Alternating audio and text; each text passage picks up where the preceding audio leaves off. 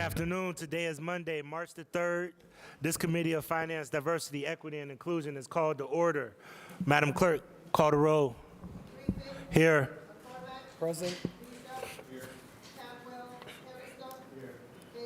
Present. Present.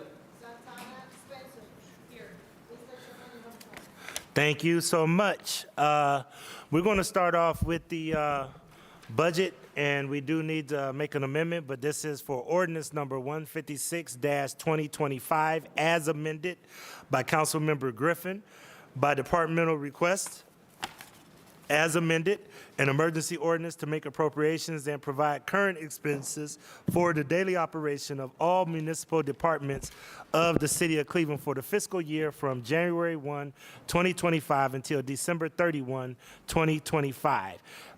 This is as amendment. I will read the amendment. Wow, this is a lot of amendment. Do I need to read the entire amendment? Just cover the new one. Are these amendments on the tablets? Okay, so please see the amendments on your tablets. Please see the amendments on your tablets. There are a lengthy amount of amendments. I'll give everybody a moment to fill those up while you're pulling those up. We do have an additional amendment to go with that. I'm going to ask if our attorney can read this into the record. This is regarding ordinance number 1. Councilman Casey? Councilman? If we could, let me read this into the record for attorney. This is for ordinance 156-2025, and this is a request for legislation. I ask that the legislation be amended so an additional $4.6 million is transferred to SF 10-166, which is the Neighborhood Equity Fund, making a total of $10.2 million to be transferred to the Neighborhood Equity Fund. Currently, the amount to be transferred by the administration to the Neighborhood Equity Fund is 10-166. Fund is 5.6. The additional $4.6 shall be taken from the unencumbered cash balance. Mr. Attorney, do you have that? Ms. Galish, does that amendment reflect the conversation, and is this officially an amendment that we can approve? This is an explanation of what you want to be amended into the legislation. So as long as it's seconded and voted on, you can approve it. And I am putting forth this amendment. Does anybody have a second? Mr. Chairman, I'd like to second that amendment. Councilman McCormick has seconded. The amendment has been moved and seconded. Do we have any discussion? Any discussion? Sure. Councilman McCormick and then Councilman Kevin Conwell. Thank you, Mr. President. I just want to take a moment and thank the team here with Cleveland City Council, the Mayor's Administration, too, for engaging in these conversations this past week and weekend. I understand it may not be what everyone everywhere wanted, but at the end of the day, this is democracy, and the legislative and administrative branches have to run through this process. The amendment today, Mr. President, I fully support it.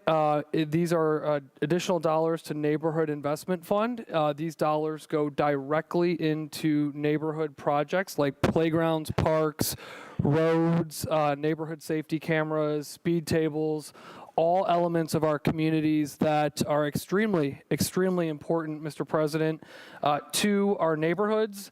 As you noted, Mr. President, you sit in hot church basements, I sit in living rooms for block clubs, and I hear all the time the need for these direct neighborhood investments. Mr. Chairman, at the end of the day, I believe that this dollar amount is very reasonable, given the math of the administration through the budget. We had a $16 million increase of unspent dollars roll over from 24 to 25, roughly around 45 million, Mr. Chairman, to 61 million. So again, at the end of the day, I believe these dollars are extremely important, Mr. Chairman, and will not impact the overall health and well-being of our budget. Given again, Mr. Chairman, that our rollover dollars are the highest that I have ever seen them. And even with this amendment, Mr. Chair, they're still the highest I've ever seen them. So our neighborhoods need these investments now. It is clear as day. We had a great conversation, Mr. Chairman, a few minutes ago about all the projects in each ward that are being enabled through these dollars. And I know that the residents of the City of Cleveland administration and the mayor will enjoy these projects too when they come online. But again, Mr. Chairman, these are critical for our neighborhoods, and the tax dollars that come into the City of Cleveland, Mr. Chairman, our residents expect us to deploy those into the streets. Expect us to deploy those into the streets. This council, Mr. Chairman, is conscientious of reserves. Tens of millions of dollars this council has allocated over the years, Mr. Chairman, into the rainy day fund. We are fully supportive of that. We are supportive of healthy reserves, Mr. Chairman, but we've got to balance reserves versus neighborhood need in our community. Thank you, Chair. All right. Thank you, Councilman McCormick. And I just want to make sure that we note that the request and in this amendment is not touching the rainy day fund, which we believe is moving close to the max. Thanks, working closely with the administration on that. And it also does not touch the 27th pay reserve fund. This is carryover dollars, which we had approximately about $61 million in carryover. That is $16 million more than what we had last year. Therefore, going into this is $4.6 million out of that, which still leaves us north of $56 million in carryover dollars. So I want to make sure that we illuminate that and that people understand that even though we do respect, and I do want to say this, I know that at times there's disagreements between the administration and the legislative side, but I do want to say that we did work in good faith, and I do want to commend Director Barrett and also his team, for working closely with us, and we compromised on everything except for the one thing, and that's why we feel we have to legislate it. I will tell this body and this community that we also did give up some things that was on there when it came to capital, small business, and some other things that we pared back in request to the administration. So everybody sacrificed on this. There was just one area that we had disagreement. Therefore, this body feels that we need to make that direct investment. Are there any other discussion points? Any other discussion? Any other discussion? Seeing no other discussion, all in favor of the amendment proposed, say aye. Any opposed? The ayes have it. Thank you. I do have one more amendment that I do have to read into the record, if we could. This is in Section 2, and I'll read the entire. I read it in its entirety, and this is just to make sure, to Councilman Polinsik's point and a couple of other points, that we memorialize in the legislation the things that we have agreed upon and what we have amended. And this is in Section 2, that the appropriations herein made are based upon the detail of expenditures set forth in the mayor's estimate, but are appropriated to the several departments, offices, and purposes in the aggregate for I, personnel and related expenses, and 2, other expenses, and are not severally and individually appropriated in said detail. This is highlighted except as follows: $100,000 for auxiliary police, $650,000 for additional rec instructors, $67,500 for a full-time small business mentor protege, $49,000 for carbon monoxide detectors and smoke detectors, $63,750 for a translation liaison, $63,750 for an LGBTQIA plus liaison, $10.2 million to the Neighborhood Equity Fund, $113,000 for schools as neighborhood resources, increase EMS employees by a head count of 11, and $500,000 for Youth Opportunity Unlimited programs. It concludes by saying any unencumbered balance in an appropriation fund at the close of the year 2024 is hereby appropriated for such fund for the payment of unpaid obligations lawfully incurred in 2024 or prior years. The mayor's estimate, as modified by the schedule published pursuant to Section 39 of the Charter, shall, within the sums appropriated in Section 1 hereof, constitute the expenditure budget for the year 2025 and shall be subject to the control of the mayor, provided, however, that no transfer from 1, personnel and related expenses, or 2, other expenses within any department or office, or from one department or office to another shall be made except as provided in Section 41 of the Charter. That is the amendment. Do I have a second? Second. Council Polinsik has seconded. The amendment has been moved and seconded. Is there any discussion? Seeing no discussion, all in favor say aye. Aye. Any opposed? All right, those are the amendments. Director, I will give you an opportunity on ordinance number 156-2025 if you would like to make any comments. Sure, thank you. Through the chair to the council, first wanted to thank the committee and the council as a whole for the healthy discussion and debate around the budget. As the chairman mentioned, most of the items in reconciliation we agreed to, including there was a $22 million ask that we received from council. I'd like to point out that the mayor and the administration met them 2/3 of the way with $15 million in concessions. Do want to point out some risks with moving $4.6 million from the carryover balance. This will make the budget structurally unbalanced, which was a major talking point for us. Also, there's a lot of risks that face us this year, and those funds are there to help us with any kind of economic issue or emergency that the city may face. And just a reminder, the things that we face this year include a pension bill that may raise our required contribution from 19.5% to 24% for police officers. The possible elimination of tax-exempt status for our bonds, which would raise our borrowing costs and make it more difficult to borrow. The potential for the elimination of federal grants, which would also directly affect the city. And most importantly, we're in the middle of union negotiations. And those union negotiations, depending on the pay raises and initial analysis that we've run down in finance, could cause us to take a $40 or $50 million hit in pay raises over 3 years. So there is some concern there. Just wanted to air that.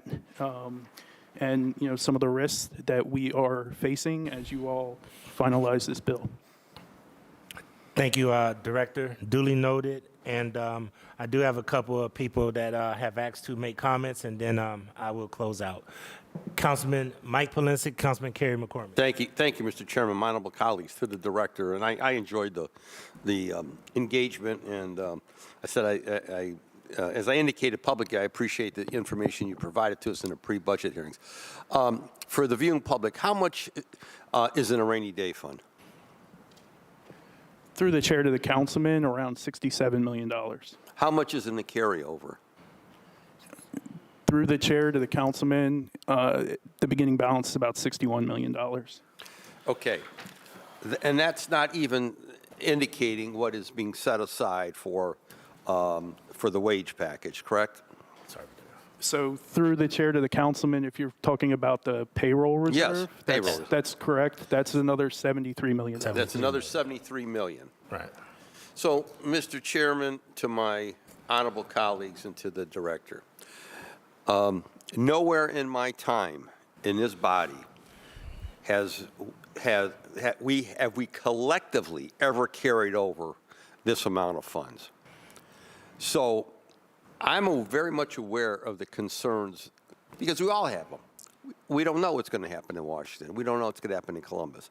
But to, again, indicate that somehow the action that is being taken by the council is somehow putting the overall financial condition of the city at risk is absolutely BS. Is BS, okay? And I'm being polite in that description. This body has been fiscally responsible. Fiscally responsible. We have a balanced budget.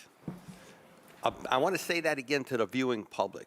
even after the changes that have been suggested by this body, which focus on neighborhood projects, on neighborhood projects, we will have a massive cash balance. Nowhere in my time here. I can remember when we had nothing. I mean, when I say nothing, I mean zip. And then when we got to our first 10 million after default, it's like the manna from heaven. Nowhere has this body and this administration ever had this amount of a balance. So again, I want to commend the council president, I want to commend the staff, and I want to commend the chairs and my colleagues. This council was greatly restrained. Believe me, it was greatly restrained in the recommendations and suggestions that we made in light of the cash balance and in light of what we're dealing with both on a federal level and state level. So again, we have a balanced budget. We have a cash reserve. We can cover the employment and staffing levels. And if God forbid, if something should automatically go haywire, we have what we call a transfer legislation at the end of the year, where we have the ability to move money, as we have in all my time here. So, Mr. Chairman, I just want to set that record straight here. This body's been responsible. This body's been greatly fiscally conservative. And I'm very proud of the actions that the body has taken and the steps that we've taken. And I got to say this, leave it on this point. Residents are demanding more than ever before to address quality of life issues in this city. I want to say that again. Residents are demanding more than ever before to address quality of life issues. Police, fire, EMS, recreation, all the other issues, neighborhood investment. We just got through with a redistricting process. We've lost the equivalency of 2 wards in the past decade. If that doesn't tell you that residents want focus on our neighborhoods, because those people that left for quality of life issues in schools. That's why they left this city. Unless we collectively do that, we're going to continue to lose population, we're going to continue to lose investment. So the council leadership acted properly, acted aggressively, and in mind with our citizens being the #1 concern and issue. So I rest my case, Mr. Chairman. When I keep hearing this structurally balanced stuff, the hair on my neck starts to stand up.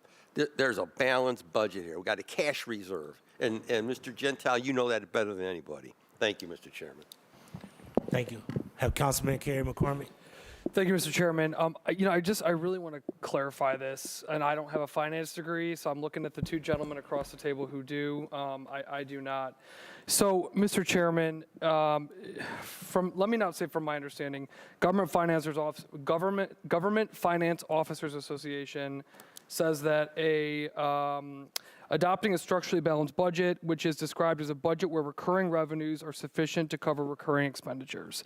So, Chair, to the finance staff, that says to me our tax dollars that come in are sufficient to meet the expenditures in our budget. Is that correct? Through the Chair to the finance staff? Yeah, through the chair to the council person, yes, in the current year. So Right. every dollar that you get in revenue, they're saying that you should then have your expenses should be less than $1 in that year. Right.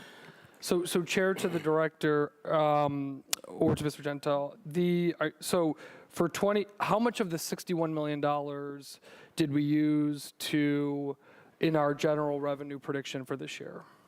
To the chair, the council person, originally we used none because we had it was structurally balanced, so the revenue equaled the expenses. So all things being equal, we would have had 61 at the end if everything comes in exactly as But predicted. the $61 million is not considered a part of our expenditures for the year, is it? To the chair, the council person. No. So the 61, for layman's terms, the $61 million isn't a checking account, let's say, for the city, a savings account for the city. To the chair to the council person, did not support anything in the current budget. Okay, so the $61 million for the chairman does not support any items in the current budget. Chairman to the finance team, does the $73 million payroll reserve support anything in the current expenditure budget in front of us? So through the chair to the councilman, the answer to that is no. Okay. But I would like the committee to keep in mind, we checked this afternoon. In 2023, we had $92 million in obligations that were supplemented by those funds. So we're actually underfunded in those, and those include compensated absences as of that date, and we Right. expect that number has gone up. Understood the long-term conversation around payroll liability, and our proposal here doesn't touch that number. Out of the $67 million rainy day fund, how much of that those dollars support the general operating revenue in 2025? Through the chair to the councilman, none of those. So none of the three reserve funds are incorporated within the revenues or expenditures of the 2025 budget. As presented. Through the chair, as originally presented. So the taxes we receive into the city of Cleveland, we are projecting will meet the needs of our expenses. Is that correct?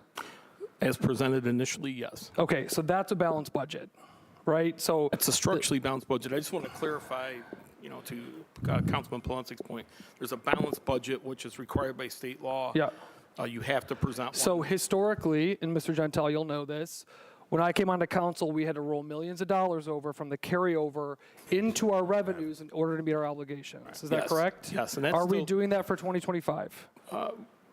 We were not doing it, but we will be rolling 4.6 this year. Yes. So, Not initially, but but yes. does the 4.6 have anything to do with the revenues versus expenditure lines in the mayor's estimate?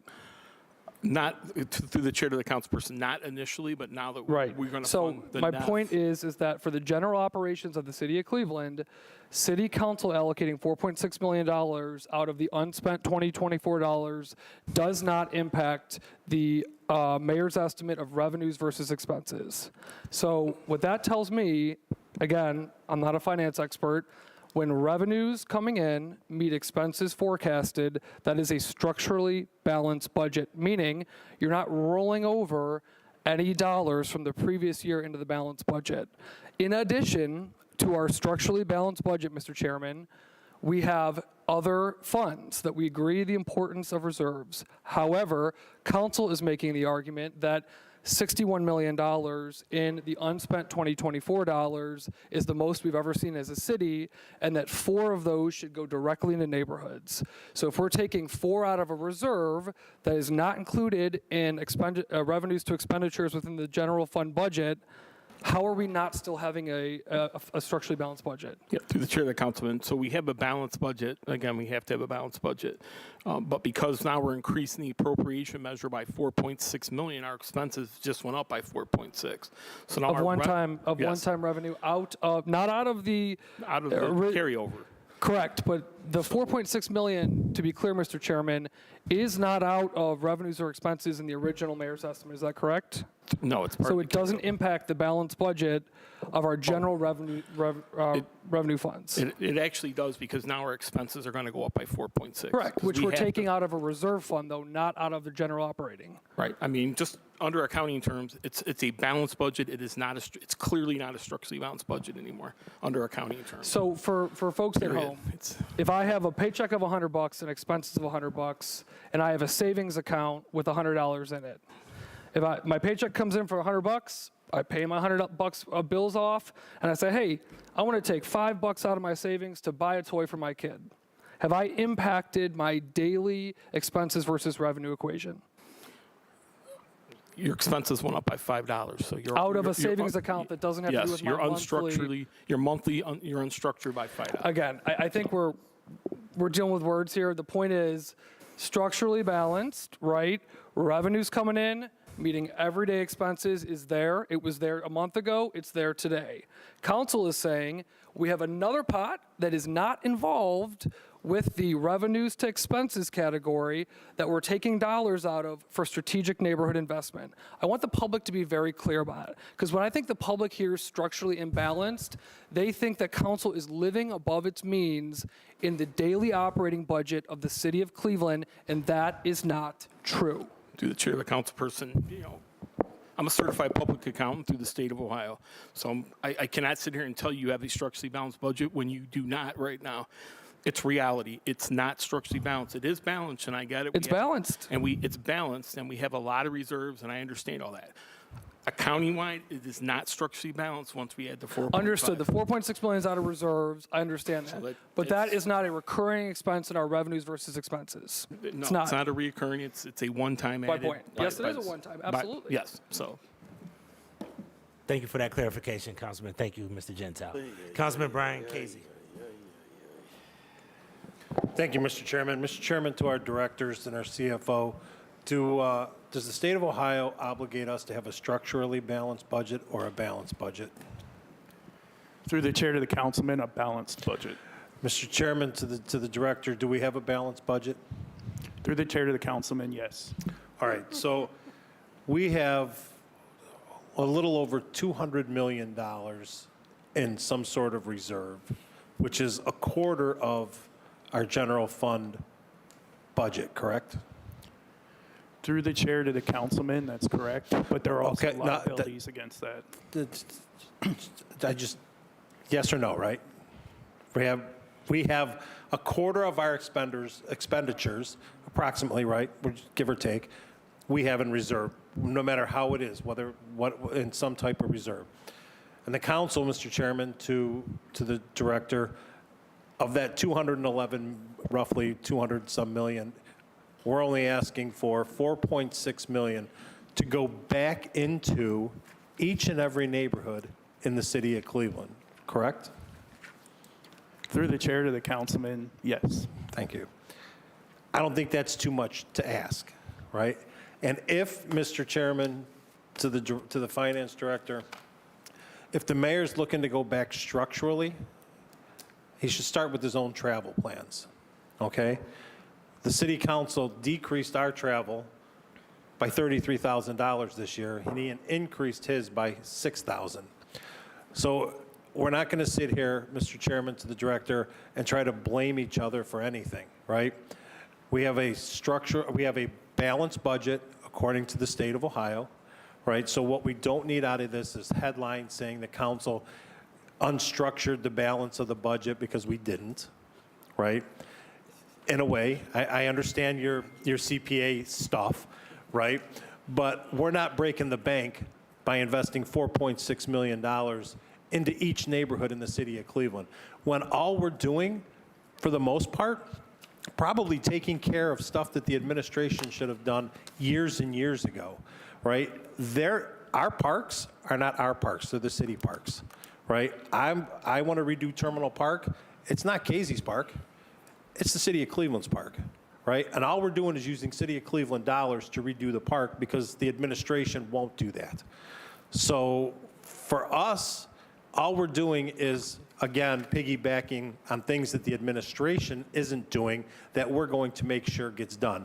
And if that's going to cost you $4.6 million to unstructure your budget, I say tough, because we're going to get things done in the neighborhood on the back of us and not the administration. Because if I had to wait for the administration to do a park, I'd be long gone. If I had to wait for I only got $700,000 this year, Mr. Chairman, in streets. That's 2 streets in my ward. Historically, I have the longest residential side streets in the city of Cleveland. That's 2 streets. If I can throw in another $300,000 to get a whopping 3 streets done, I'm going to do it, as long as we stay balanced. And I'm not worried about the word structure. Thank you, Mr. Chairman. Thank you. Any other comments from any council members? All right, seeing no other questions from any other council members or anything else from the finance director, ordinance number 156-2025 as amended stands approved. Please sign on. And I do want to say this, I know that these things, sometimes people like the headlines and see them acrimonious. I do want to thank the 2 gentlemen for their professionalism and how they approach these with, genuine concern. I just want you guys to also understand that there is a major, major cry from the community and the need for the community to seize this. This is not personal. This is a major, major call from 17 members that are asking you and the community to hear us because this is extremely important. So I don't want you guys to take this personal. You guys have been very professional throughout this process. I want to commend the director coming in hot into this. I bet you he thought it was going to be easy, but this is a tough process. And I do want to make sure that the public understands this. The council, this body, and Councilwoman Santana reminded me this weekend, originally had approximately $40-something million in ask. We pared it down to about 19 million. You guys worked diligently. We got it down to approximately 12. 8 million of that is also going to be bonded, which is not going to hit the general fund. 4.6 is what we're really zeroing in on.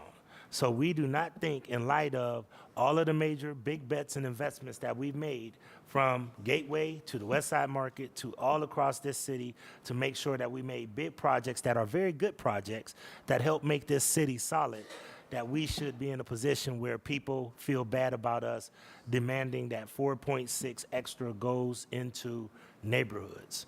So I want to make that clear. You've given very sage advice, but at the same time, we have a clarion call from our community to act. So I want to make that clear to everybody. I don't, you had anything else, Mr. Baird, and then we'll move on. Yeah, through the chair to the committee, again, I think everyone sitting at this table wants what's best for the city, and that's where we're all coming from. So I think the healthy debate is a good thing.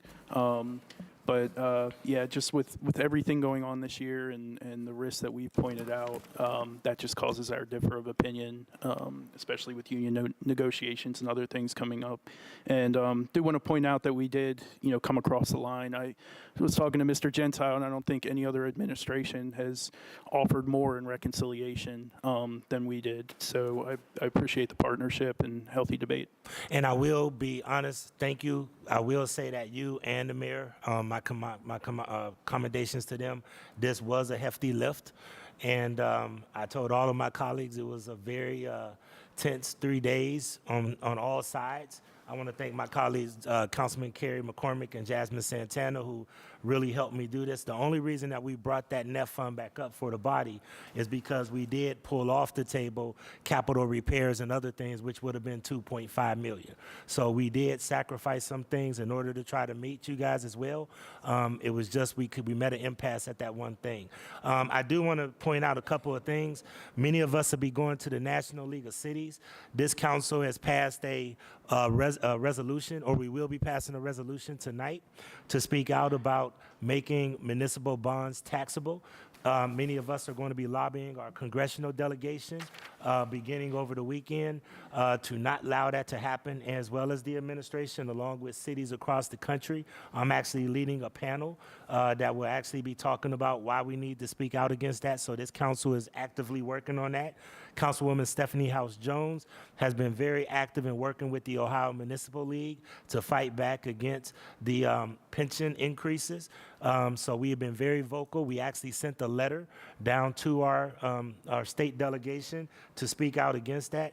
We all share the uncertainty around what's going to happen with the federal budget. That's not something that none of us are concerned with. As a matter of fact, that even makes it more of a priority for us to set aside dollars that we know are going to be able to help improve neighborhoods, because we can't rely on the cavalry to come and rescue us from Washington, D.C.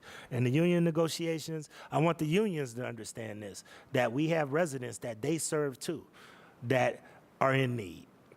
So I want the unions to also understand that even though they have to advocate for what they would like, we see this as them also being willing to, look out for the residents as well. So once again, you guys have been the ultimate professionals. This is not personal. This is us really trying to make sure that, in the mayor's words, Cleveland can't wait. We got a sense of urgency.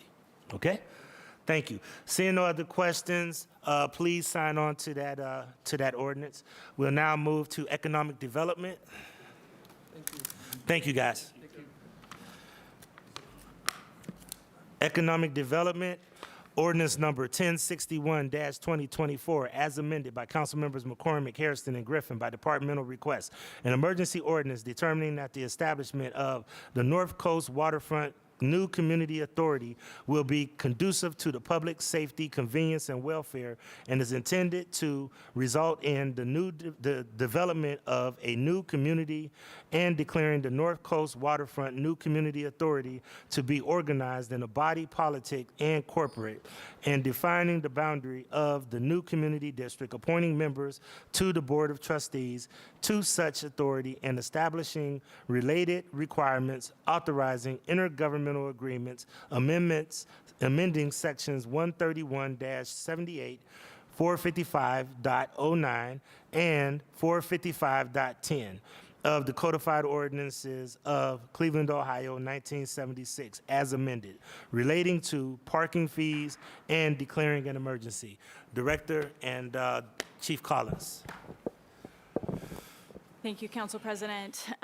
Before you today is legislation to create the North Coast Waterfront New Community Authority and set the initial board members.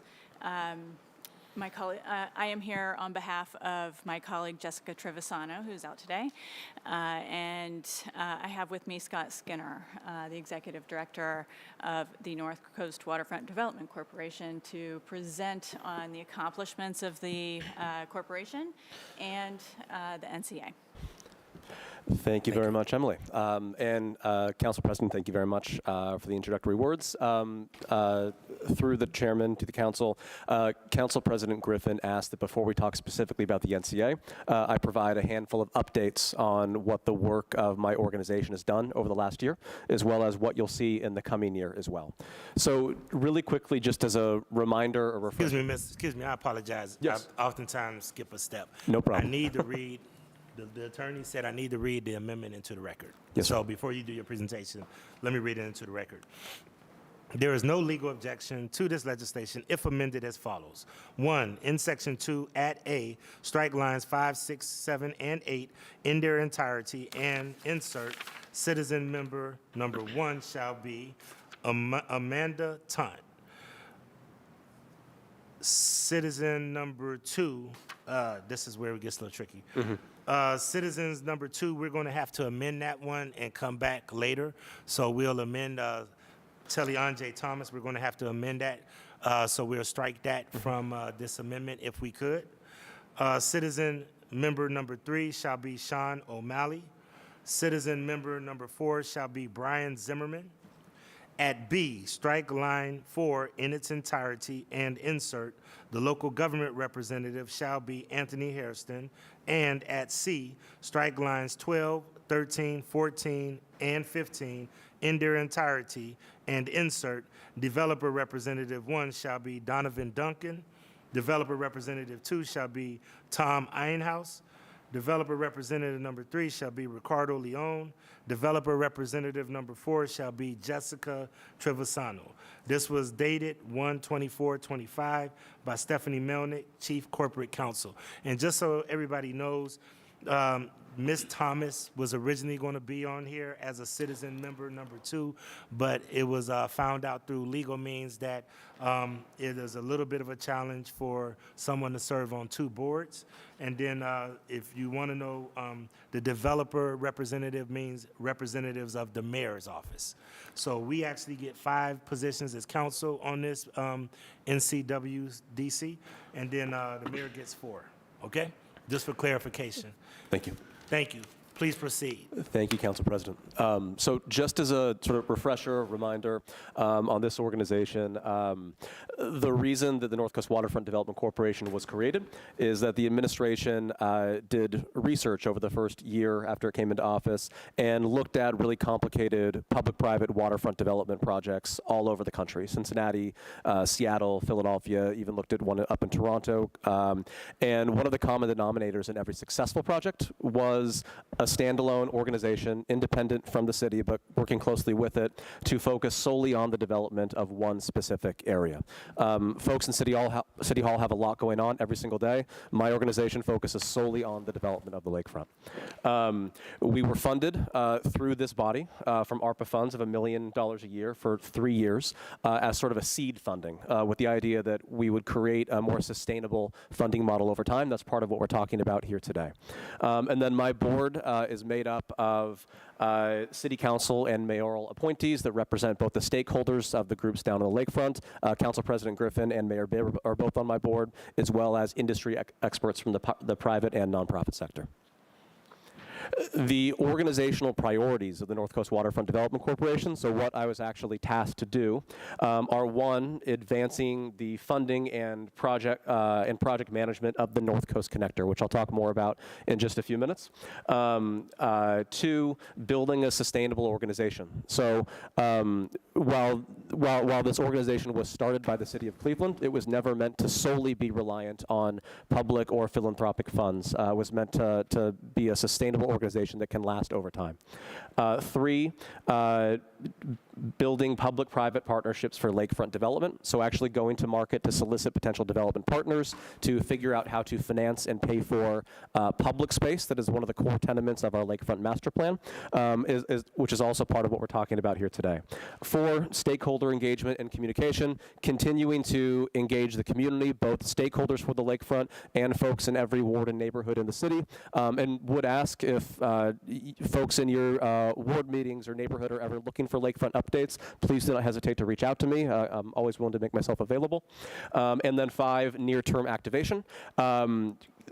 While the 25 acres of land north of the stadium, while most people, when I talk to them, think it is privately owned or honestly don't even know that it exists, it is owned by the City of Cleveland, and one of our core priorities is giving folks access to that space in a way that is programmed and productive as quickly as possible. So what we've done in the last 12 months. I started in this role almost exactly 12 months ago next week. The first North Coast Connector funding, so in the last year, we've raised $150 million in grant funds. That's $20 million from the state and $130 million from the federal government to actually build out what you see in this image, which is a fundamental realignment of the shoreway from West 3rd to about East 12th, as well as the land bridge. Those are funds that are in hand. Obviously, there's a lot of uncertainty on what's going on in Washington, D.C. However, every indication that we've got so far is that road and bridges funding are things that everyone is in favor of. And with our federal funds, we are required to start construction in 2027. So, this organization, one of the reasons it exists also is that it can move quickly. And as an example, when the federal government issued a notice of funding opportunity for what's called an infra program, we were able to hire a grant writer and submit a grant within 45 days of this actual NOFA going out. So in partnership with the city, we're able to execute on that pretty quickly and bring a lot of resources to the City of Cleveland. Two, why we're here today, creating the steps toward a new community authority. An NCA was always part of the design of the North Coast Waterfront Development Corporation as a way to fund both operations and as a way to fund key public space and shared infrastructure. Again, we'll talk a little bit more about that in the next presentation. Three, near-term activation. We are going to be starting construction in just a few months on what will be some temporary facilities on the parking lot land north of the stadium that will be free to the general public to enjoy and access with programs from nonprofit partners from all over the city. Four, again, stakeholder and community engagement. We've been providing regular updates to lakefront stakeholders, to members of the community. We have a listserv of over 1,000 people who have attended community events. We've received over 6,000 public responses on the North Coast Master Plan and have been continuing to engage the community. And then five, and this is really important piece of what's been accomplished this year, is transforming the site into an actual development opportunity. There's a reason that the site hasn't been developed for a long time. It's because it's a really, really complicated development site. Between submerged land leases, infrastructure needs, utility needs, there's a lot of work that needs to be done before this is even something that you can take to market with development partners, or before this is something you can even start to build public space on.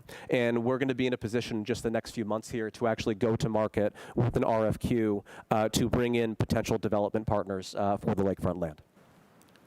So on that note, looking at the year ahead, like I said, we will be issuing an RFQ for development partners in the next few months, and we'll actually start to advance the work of developing the land north of Brown Stadium. From June to October this year, this is a sample image. We'll be in design review next week, in which this image will be fine-tuned and a little more final.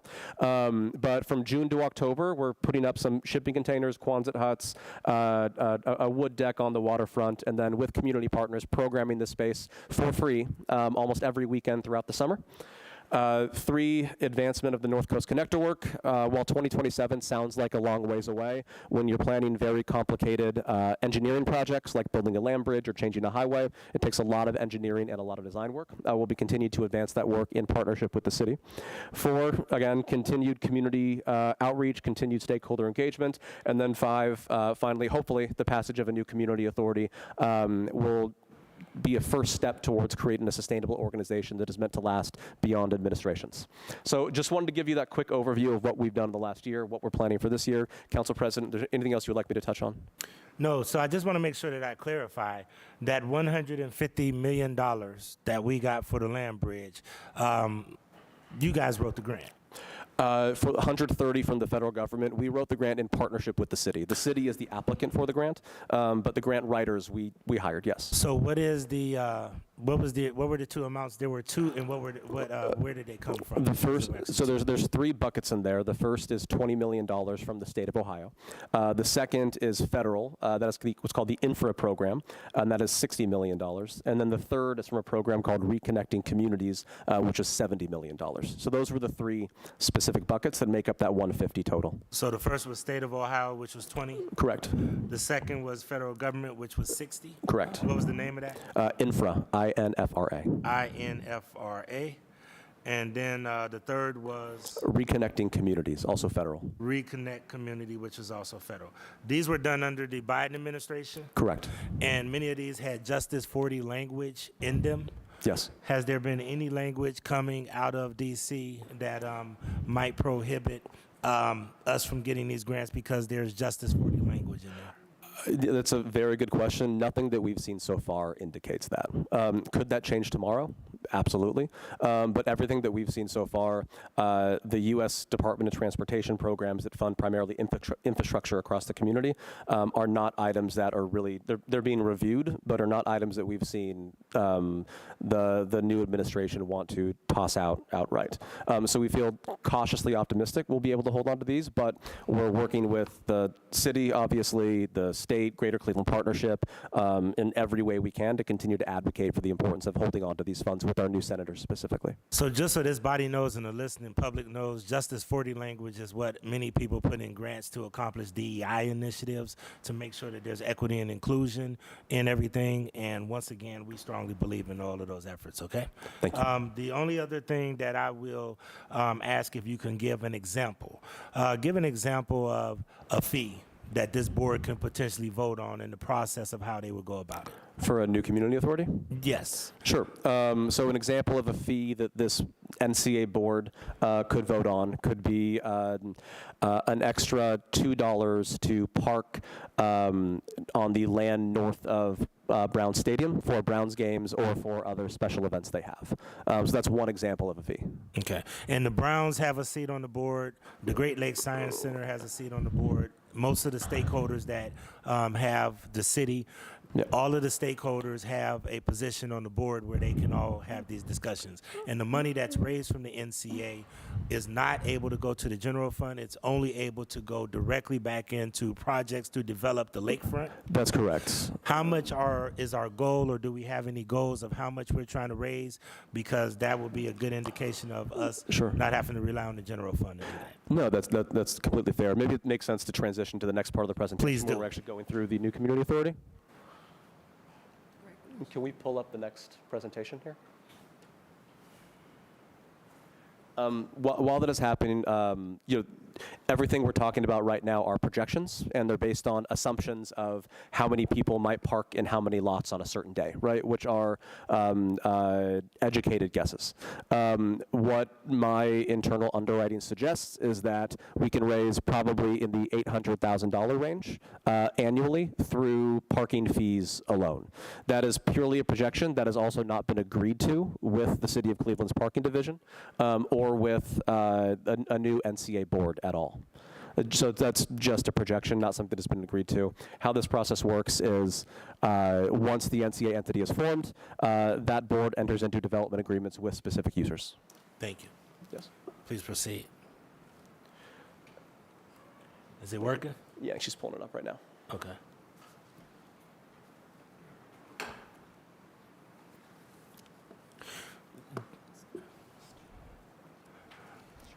Ms. Collins, and you already about to head where I was going to head to. Yes. I wanted to basically let the public know why they're pulling this up. This has actually been done in several other cities and counties already.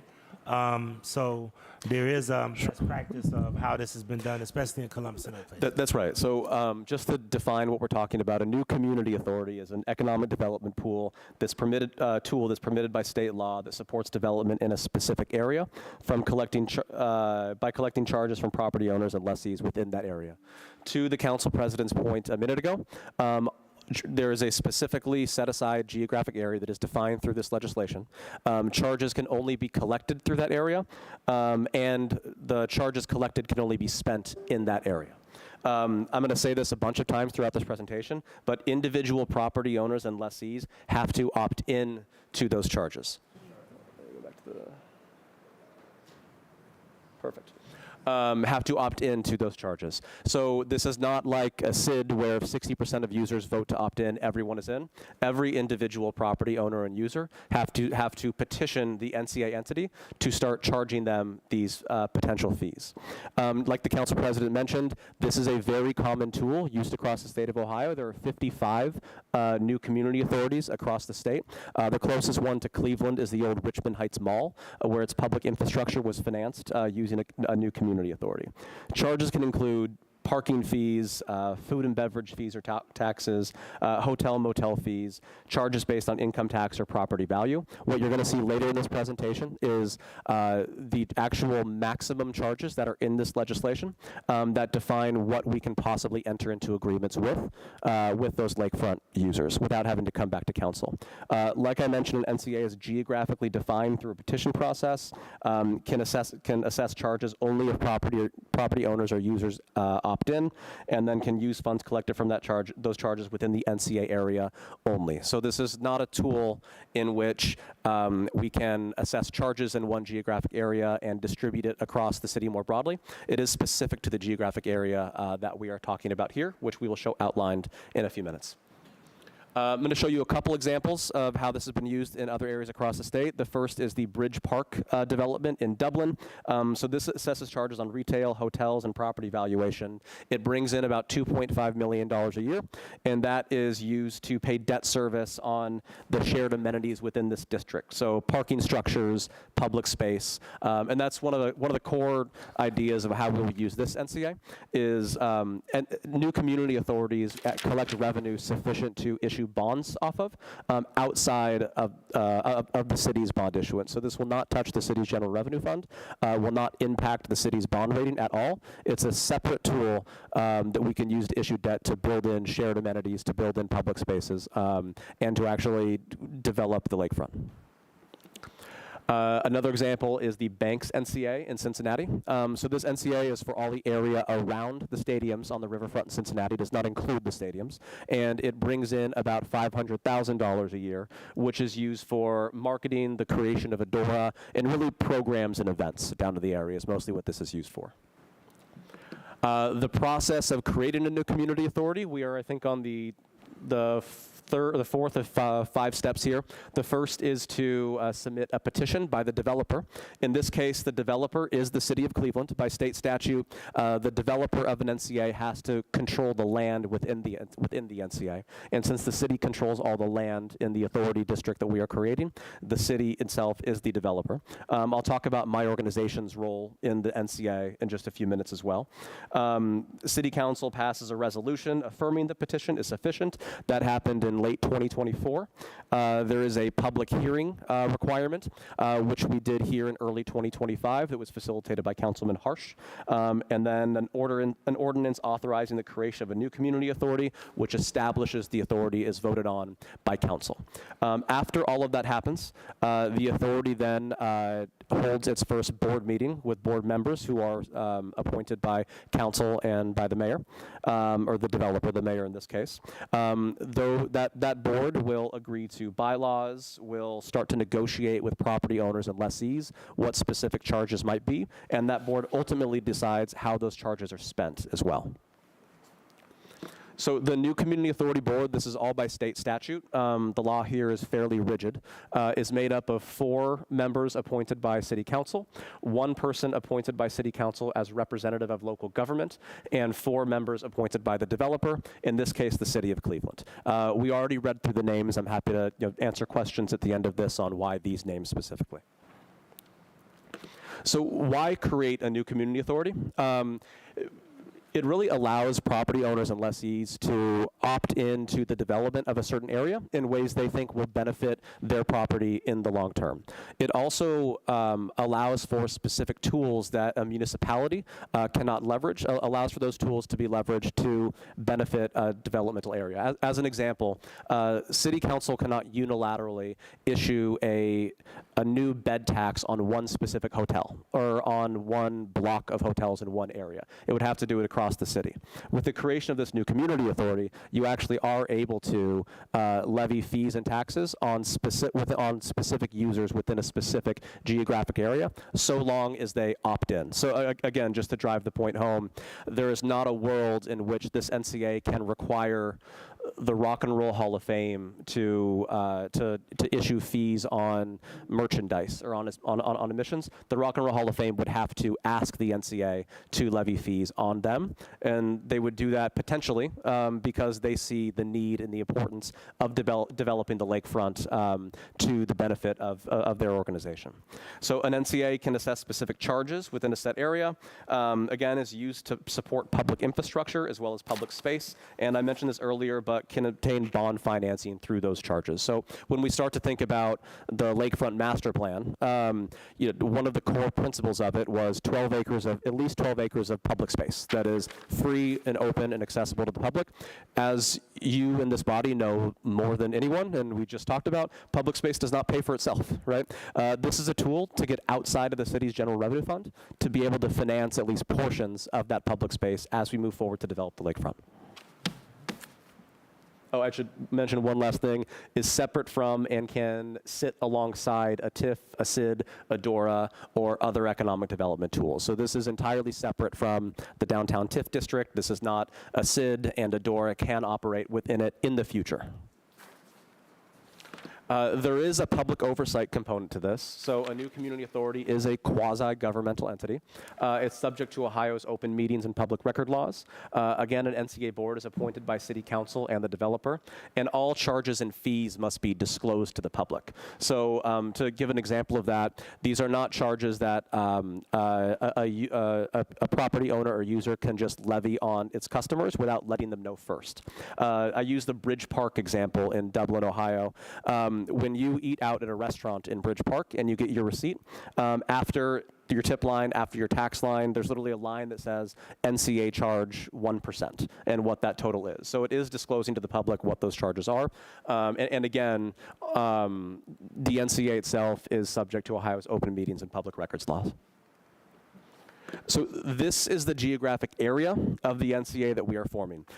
There's a sort of a two-step process here. The first is what we are on the images in blue on the left-hand side of the screen is what we are approving to form today.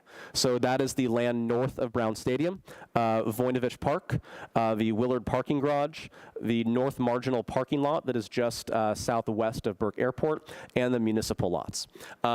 We are then going to be coming back to council in the future to add in the land you see in orange in the middle square, which is Burke Airport, which is the Rock and Roll Hall of Fame, the Great Lakes Science Center, and the Cleveland Browns Stadium.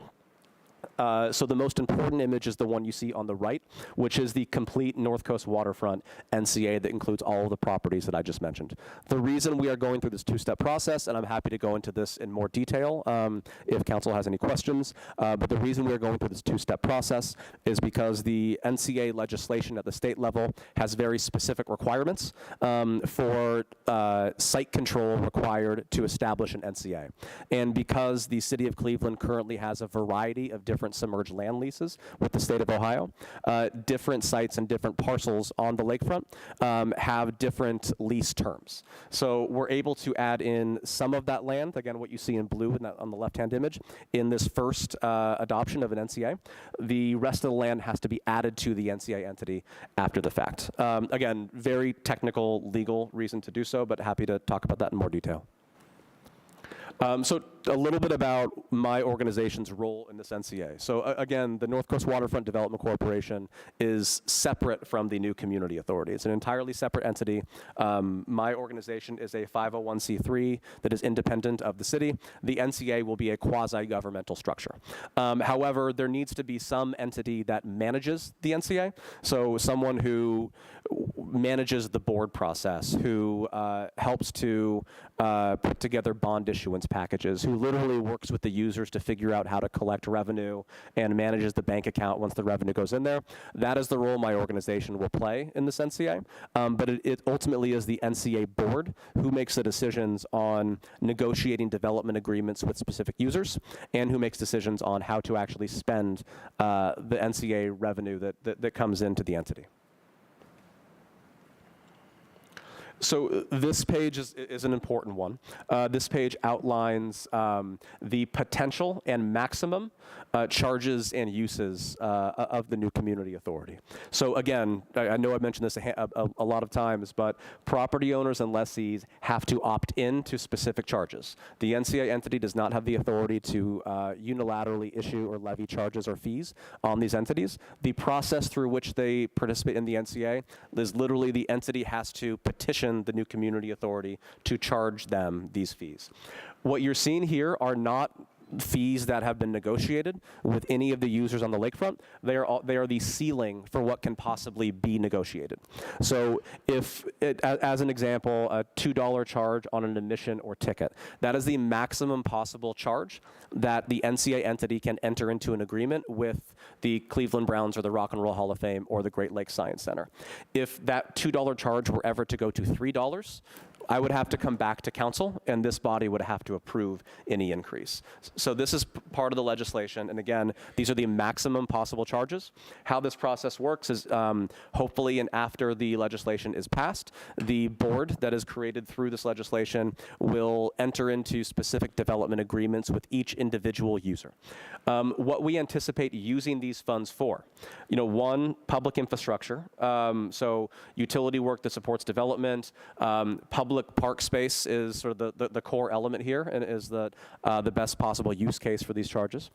Two, it can also be used for public art, for programs, or for other shared services of the NCA. So as an example, if several developers in the future wanted to create a shared district parking structure, they could use an NCA to finance and actually build out that shared parking structure. And then lastly, expenses for public space management and NCA management. So NCA funds can also be used to cover operational costs of public space and of actually managing the NCA. And I think we're on just one of the last two slides here. The overall timeline, we are at the, we're about 4 days late, which I think is still great timing. Council hearing an ordinance establishing the North Coast Waterfront New Community Authority. And then after this, in the coming weeks, we will then file a petition for that additional land that we talked about. So the legislation that is being proposed does a couple things. It creates the initial NCA. It sets initial board members. It permits the city as a user in the area to negotiate NCA charges and clarifies that NCA charges are not parking charges. Again, it does not force any property owner or user to participate and does not charge any fees. And the next steps after this would be vote for full council and coming back to add additional land onto the NCA. And with that, I'm happy to answer any questions. Well, first of all, I've had the privilege of working with Mr. Skinner, and I got to say, Mr. Skinner is on it. When he logs in, he logs in. Thank you. He's been doing a great job. And quite frankly, I think that you're not, and you and your team haven't gotten enough credit for all of the work that you've done. Thank you, Council President. So I want to, as an NCA board member, want to just tell you that I appreciate that, and thank you for your time on that. Just so everybody can know, could you just tell some of the members of the NCA board, just so everybody understands, there's an NCA board Sure. that oversees the NCWC. Sure. So there's a North Coast Waterfront Development Corporation board, and then there's the New Community Authority board. So the New Community Authority board are the names that Council President read out at the start of this presentation. The North Coast Waterfront Development Corporation board, which is the board that I report to, is the mayor, Council President Griffin. My board chair is David Gilbert with Destination Cleveland. Our vice chair is Ayanna Donald with Enterprise. The stakeholders on the lakefront, Kirsten Ellenbogen with the Great Lakes Science Center, Greg Harris with the Rock and Roll Hall of Fame, Dave Jenkins with the Cleveland Browns. We are holding a seat on the board for the permanent CEO of the port. Will Friedman was formerly on my board. We have Pat Rios, who runs construction for the Cleveland Clinic. I have Michael Taylor, a former executive with PNC. We have Terry Hamilton Brown with St. Clair Superior Development. And then we have Mitchell Schneider, who's the principal at First Interstate Properties. Thank you. And just so that everybody knows, we have so far $150 million for the land bridge to happen. What is the goal? Sure. So the part of the project that is funded through federal, through the council president to the council, that is funded through these federal programs. The total project cost that's from the shoreway realignment from West 3rd to East 12th, as well as the land bridge, is a $284 million project. What we have funded is $150 million in just grants, so that is just cash. There's no debt, there's no loans. The balance of that project, while the sources are not 100% confirmed, the intent is to go after a product with the federal government called a TIFIA loan, which is a very low, very low interest debt product offered by the federal government that would be collateralized with revenue from the downtown TIF district. Thank you. Just on the record, as everybody knows, in order to fund some of these nice projects, we're going to have to try to find creative financing. And one of the things that I will tell you is that what appealed to me about this was these are user fees. Yes. This is not, it's a, as my colleague Councilman McCormick often says, it's a but for. So but for this development and people utilizing it, which would be people from all over, it wouldn't get funded with just regular taxpayer dollars. Number two, the whole purpose of this whole access to the waterfront is, and I'm learning a lot about this, is to open up more public access to the waterfront as opposed to how it is now, where it's so many, it's balkanized and it really doesn't have a lot of public access. It's a lot of private access. Yeah, that's absolutely correct, Council President. Right now on the downtown lakefront, Voinovich Park is a terrific park. It's really well maintained and programmed by Downtown Cleveland Inc., but it's a relatively small park. And if you want to go to Cleveland's downtown lakefront right now, your choices are Browns games, which are around $80 a ticket. The Rock and Roll Hall of Fame is well over $30 a ticket. If you're not a Cleveland resident, the Great Lakes Science Center is $17 a ticket. And going to the Nuevo restaurant. Those are all great organizations doing really terrific work, but there is a significant lack of free access to the general public of our downtown lakefront.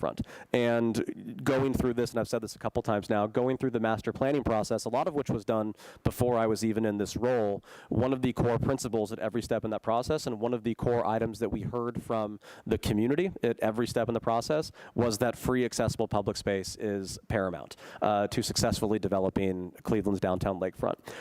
Like I mentioned earlier, this public space does not pay for itself, and as we want to think about public space that is world-class and that draws not just Clevelanders down to the downtown lakefront, but draws in folks to spend money from all over the region and all over the state, we have to think about creative financing solutions like this new community authority to actually do that. Awesome. Thank you so much. I'm going to go to Councilman Polinsky, Casey, McCormick. Spencer. Thank you, Mr. Chairman. Mr. Chairman, to the folks at the table here, the geographical area you have provided to us, you've indicated that the blue is owned by the city of Cleveland, correct?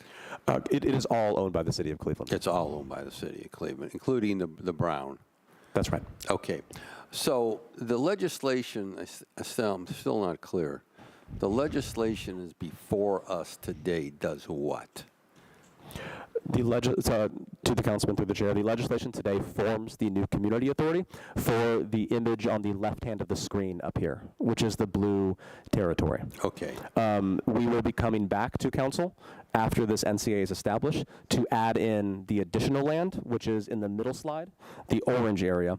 And the reason we have to come back is because the lease terms the city of Cleveland currently has with the state of Ohio on the submerged land Yes. are not sufficient to constitute to constitute what the state deems as site control for an initial formation of an NCA, but are sufficient to add to an NCA that is already formed. Okay.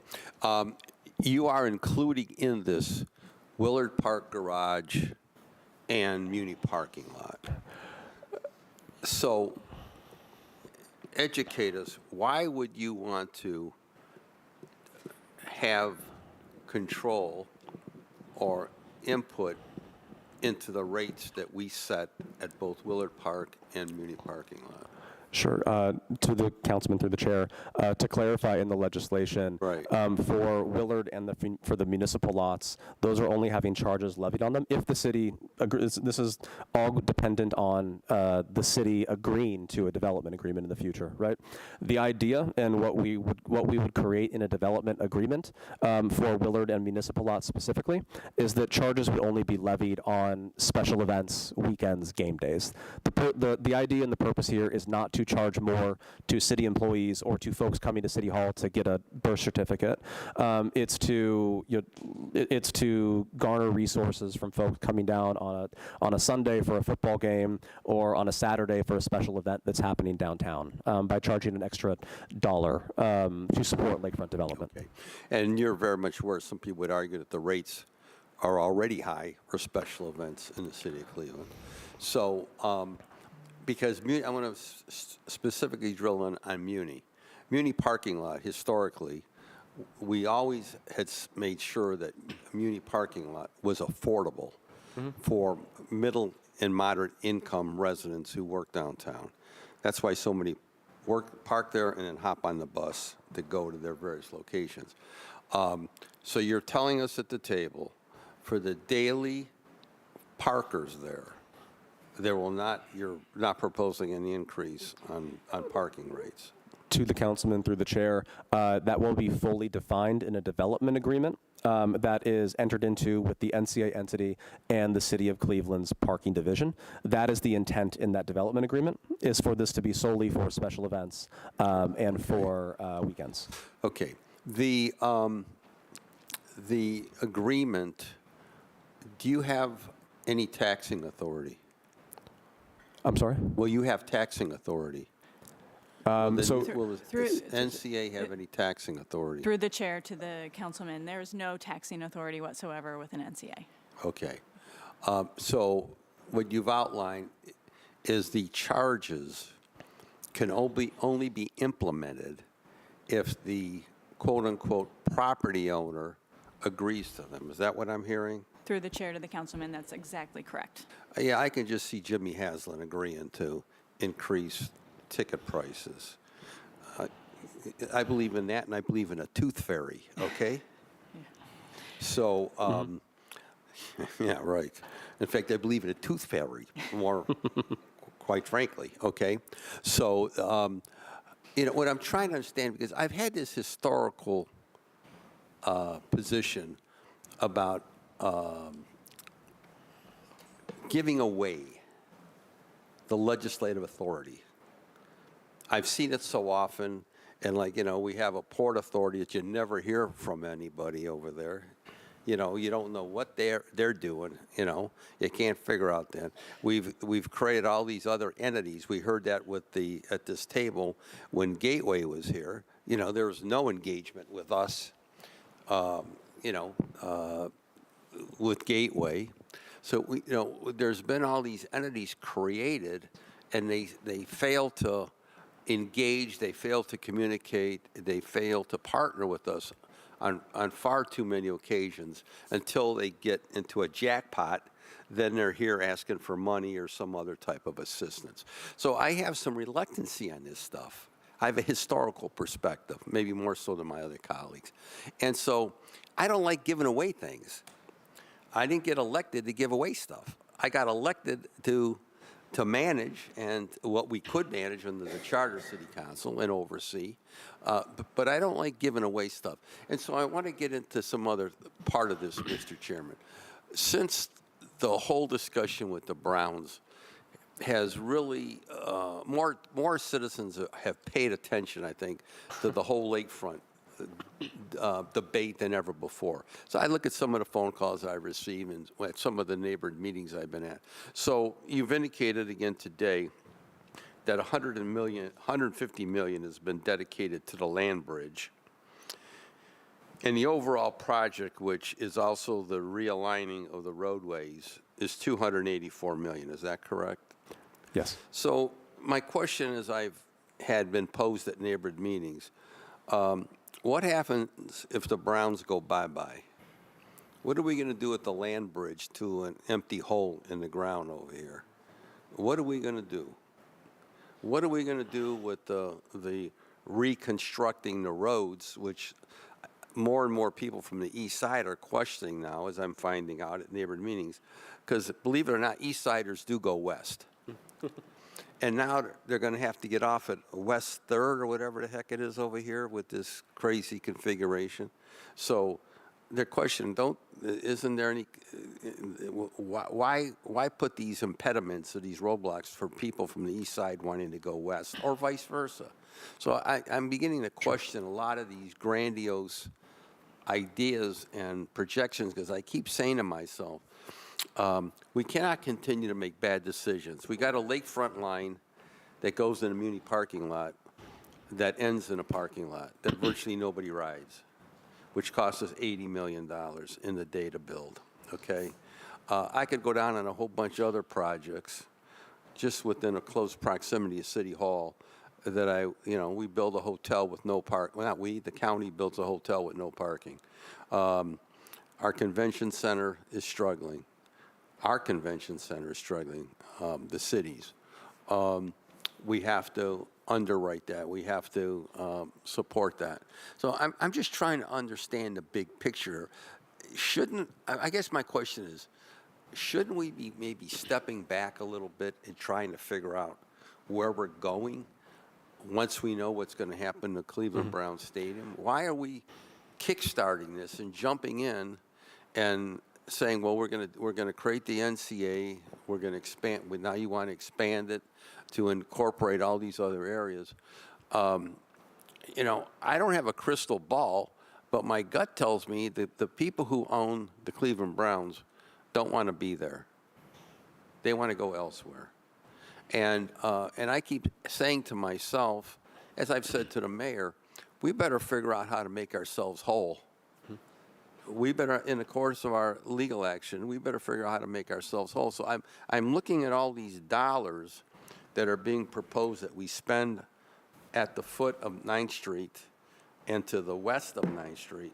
And I'm saying to myself again, are we just walking into a pit of quicksand, financial quicksand? And at the end of the day, we'll be looking back like we did on so much of this other stuff, saying, who in the hell made those decisions? Why did we do that? Why did we do that? So again, because I'm not sold on this. I'm not really sold on this anymore about giving away our authority. I'm not for delegating my responsibilities and my authority. And we create these entities, and I hope you're hearing in my voice, we create them and then they don't know us. They don't know us. And they act as if they are a government unto themselves. And so I'm going to leave it at that point. You want to respond, you can, but I have some really reluctancy on this stuff. I'm looking at this whole discussion with the Browns, and I'm thinking to myself, if these guys take flight, what are we going to do? What are we going to do? We're going to put a bridge to nowhere. A bridge to nowhere, and reconfigure all the roads for nothing, 284 smackaroos. That's a lot of money. That's a whole lot of money. And when you look at what, as my colleagues as the council president, and this body struggled with the last 2 weeks on the city budget, trying to make sure we're focusing on quality of life issues. We got stuff to deal with here. And so I'm not so sure that we should be running down this track as fast as some people want us to run down there until we know what the Cleveland Browns are going to do. So I'm going to leave it at that point. So Yeah. Skinner. To the councilman through the chair, thank you for all those comments. If it's okay, I took some notes. I want to summarize the sort of Yes. 5 Go ahead. categories just to make sure I have them correct Go and I can ahead. respond. Go ahead. So the first is Haslam Sports Group's participation in NCA and the unlikeliness of it. The second is concern about giving away authority from City Council. The third is what happens if the Browns go, more broadly, right? The fourth is RTA, existing resources being underutilized. And the fifth is this whole thing is too much money. Is that a fair summation? yes. Okay. So for the first one, Haslam Sports Group's participation, I've had no conversations with them on their level of participation in this. The like I mentioned a couple times, the way an NCA operates by state statute is we are only able to levy charges on Browns games, on anything related to it, if they choose to participate in it. So it is entirely up to them. And creating this NCA with their stadium incorporated in it does just give flexibility in the future, regardless of there being a stadium present or not. I can say anecdotally, and this is not me speaking on behalf of the Haslam Sports Group, the Columbus Crew Stadium they developed down in Columbus was the infrastructure and public space part of that project was financed using an NCA. So it is a tool that they understand, they are comfortable with, and I think Council President can speak to as well in our board meetings that the Browns have displayed a deep understanding of what this tool is and of its benefits to developing. So that's, but to your point, do I think it is incredibly likely that there's a jump to participate tomorrow? No, I don't. But establishing this now gives us flexibility for if they stay and choose to participate, or if they go and we need that land in the NCA more broadly. So that's one. Two, the concern about council giving away authority. Completely understand the concern. How I think about this, at least, is that this is literally creating authority that council doesn't have, right? So I mentioned this as an example earlier, but as Cleveland City Council, the body is not able to issue spot fees or spot taxes on one specific user. It can't levy a 1% additional bed tax on just one hotel or on one street. It has to go citywide, correct? This creates the authority to levy those fees and charges in specific geographic areas on specific users.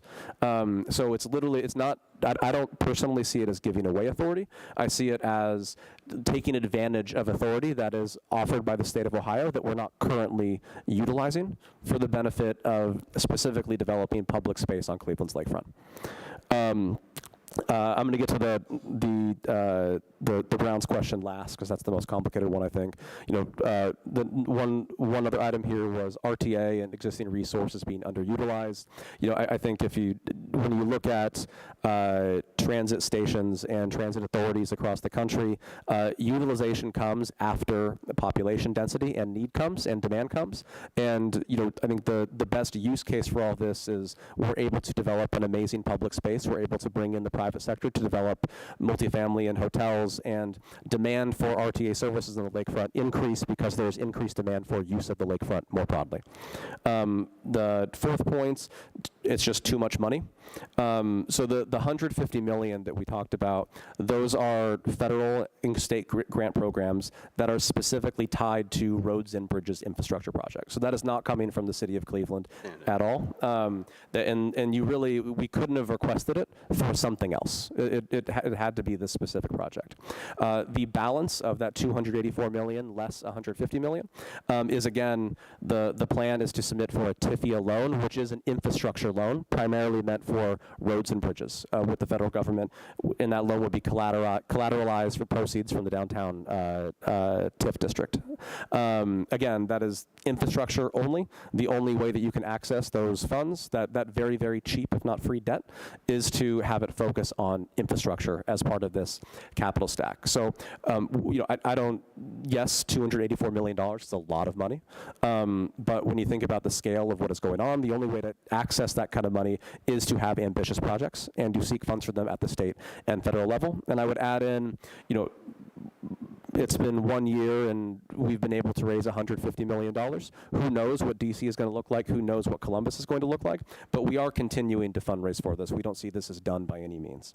And then the last item, what happens if the Browns go? So, my background is as a developer. I spent the last 6 years developing multifamily housing, affordable and market rate in Cleveland and across the broader Midwest. And when I look at why the lakefront land has not been developed, one of the absolutely critical pieces of that is access. And it's really difficult to get to. If you wanted to walk from Mall C down to the water in our downtown lakefront, it's like a 40-minute walk, whether you're going to West 3rd or to the East 9th route. A land bridge would make that a 3-minute walk. And when you think of what's on the south end of Land Bridge, our convention center, the Hilton Hotel, and when you think of, regardless of there being a stadium, what could be on the north end of that land bridge, restaurants, a public park space, apartments, additional sort of civic uses, it does to me create the need for the changes to the Shoreway and the land bridge, regardless of there being a stadium there. We've been working on, and what I'm tasked to do with my organization, is to figure out how to develop the lakefront with or without a stadium. The preference is for there to be a stadium. It expedites your timeline. Things are a lot quicker. If there's not a world in which we don't start to develop the downtown lakefront land. There's been some planning for what other scenarios can look like, but I am really, and this is part of my background, taking a more market-based approach and going to developers and asking what is possible, what is feasible, with or without a stadium, so we can start to put those pieces together. As you know, is more than anyone, these sorts of complicated projects take a long time, so this is not something that will be resolved in a year. But we are moving forward with planning for both scenarios. And real quick, I wanted Scott to come and really, go over this because a lot of moving parts are going on, but I will caution us that, Councilman, you're at 20, so I'm going to give you a closing remark, and I'm then done. I'm I done. got to move on. I'm done. Okay, all right, thank you. They Let haven't everybody convinced please me, stay but I'm with done. it. Go ahead. Say that again? Okay. They haven't convinced me, but I'm done. Go ahead. All right. Next is Councilman Brian Casey. Thank you, Mr. Chairman. Mr. Chairman, to our presenters, first of all, anything that you're going to use with the Haslam Sports Group is like letting the fox into the hen house, so be careful with that. The second thing is the $3 million that you've already received in ARPA dollars, how have those been spent? And how much do you still have a balance of those? Yeah, so to the councilman through the chair, what has been spent is about $1.25 million. So it was not $3 million in a lump sum. It was annually for 3 years. Okay. So at the end of year one, actually it's not even 1.25. At the end of year one, I had about $375,000 in leftover funds. The year two's allocation was just made about a month ago. Okay. So I'm happy individually to walk you through the actual budget of the organization to show you how it's been spent. All right. So, Mr. Chairman, to the presenters, this is going to be a very specific question, and I think it's either a yes or no answer, okay? Are we alienating, surrendering, or releasing any rights from the city of Cleveland by presenting this new authority? No. Okay. So Chapter 45 of the city ordinance is the alienation of waterfront lands. So we are in no way, shape, or form violating the city charter by creating this and giving up any rights that the city of Cleveland or the council has, correct? I just want to make sure, because that section says if you're giving up authority, it has to go to the voters of the city of Cleveland, and I just want to make sure that we're not bypassing a step in this process. Through the chair to Councilman, no, we're not. Okay, thank you. Thank you. Councilman Kerry McCormick. Thank you, Mr. Chairman. I appreciate the time today. So I'm going to invoke my colleague to my right because I've known him for every year of my life, and Thank he's a damn good councilman. I grew up in his ward, and with my parents, when we would drive downtown to the West Side Market or over this way, we would always drive by the lakefront, and I was always so confused. I had Euclid Beach Park, which the state didn't run very well, but it was a park by my house. And, we enjoyed that waterfront there in North Collinwood, but I was always so confused. Why don't we have access to the waterfront in downtown Cleveland?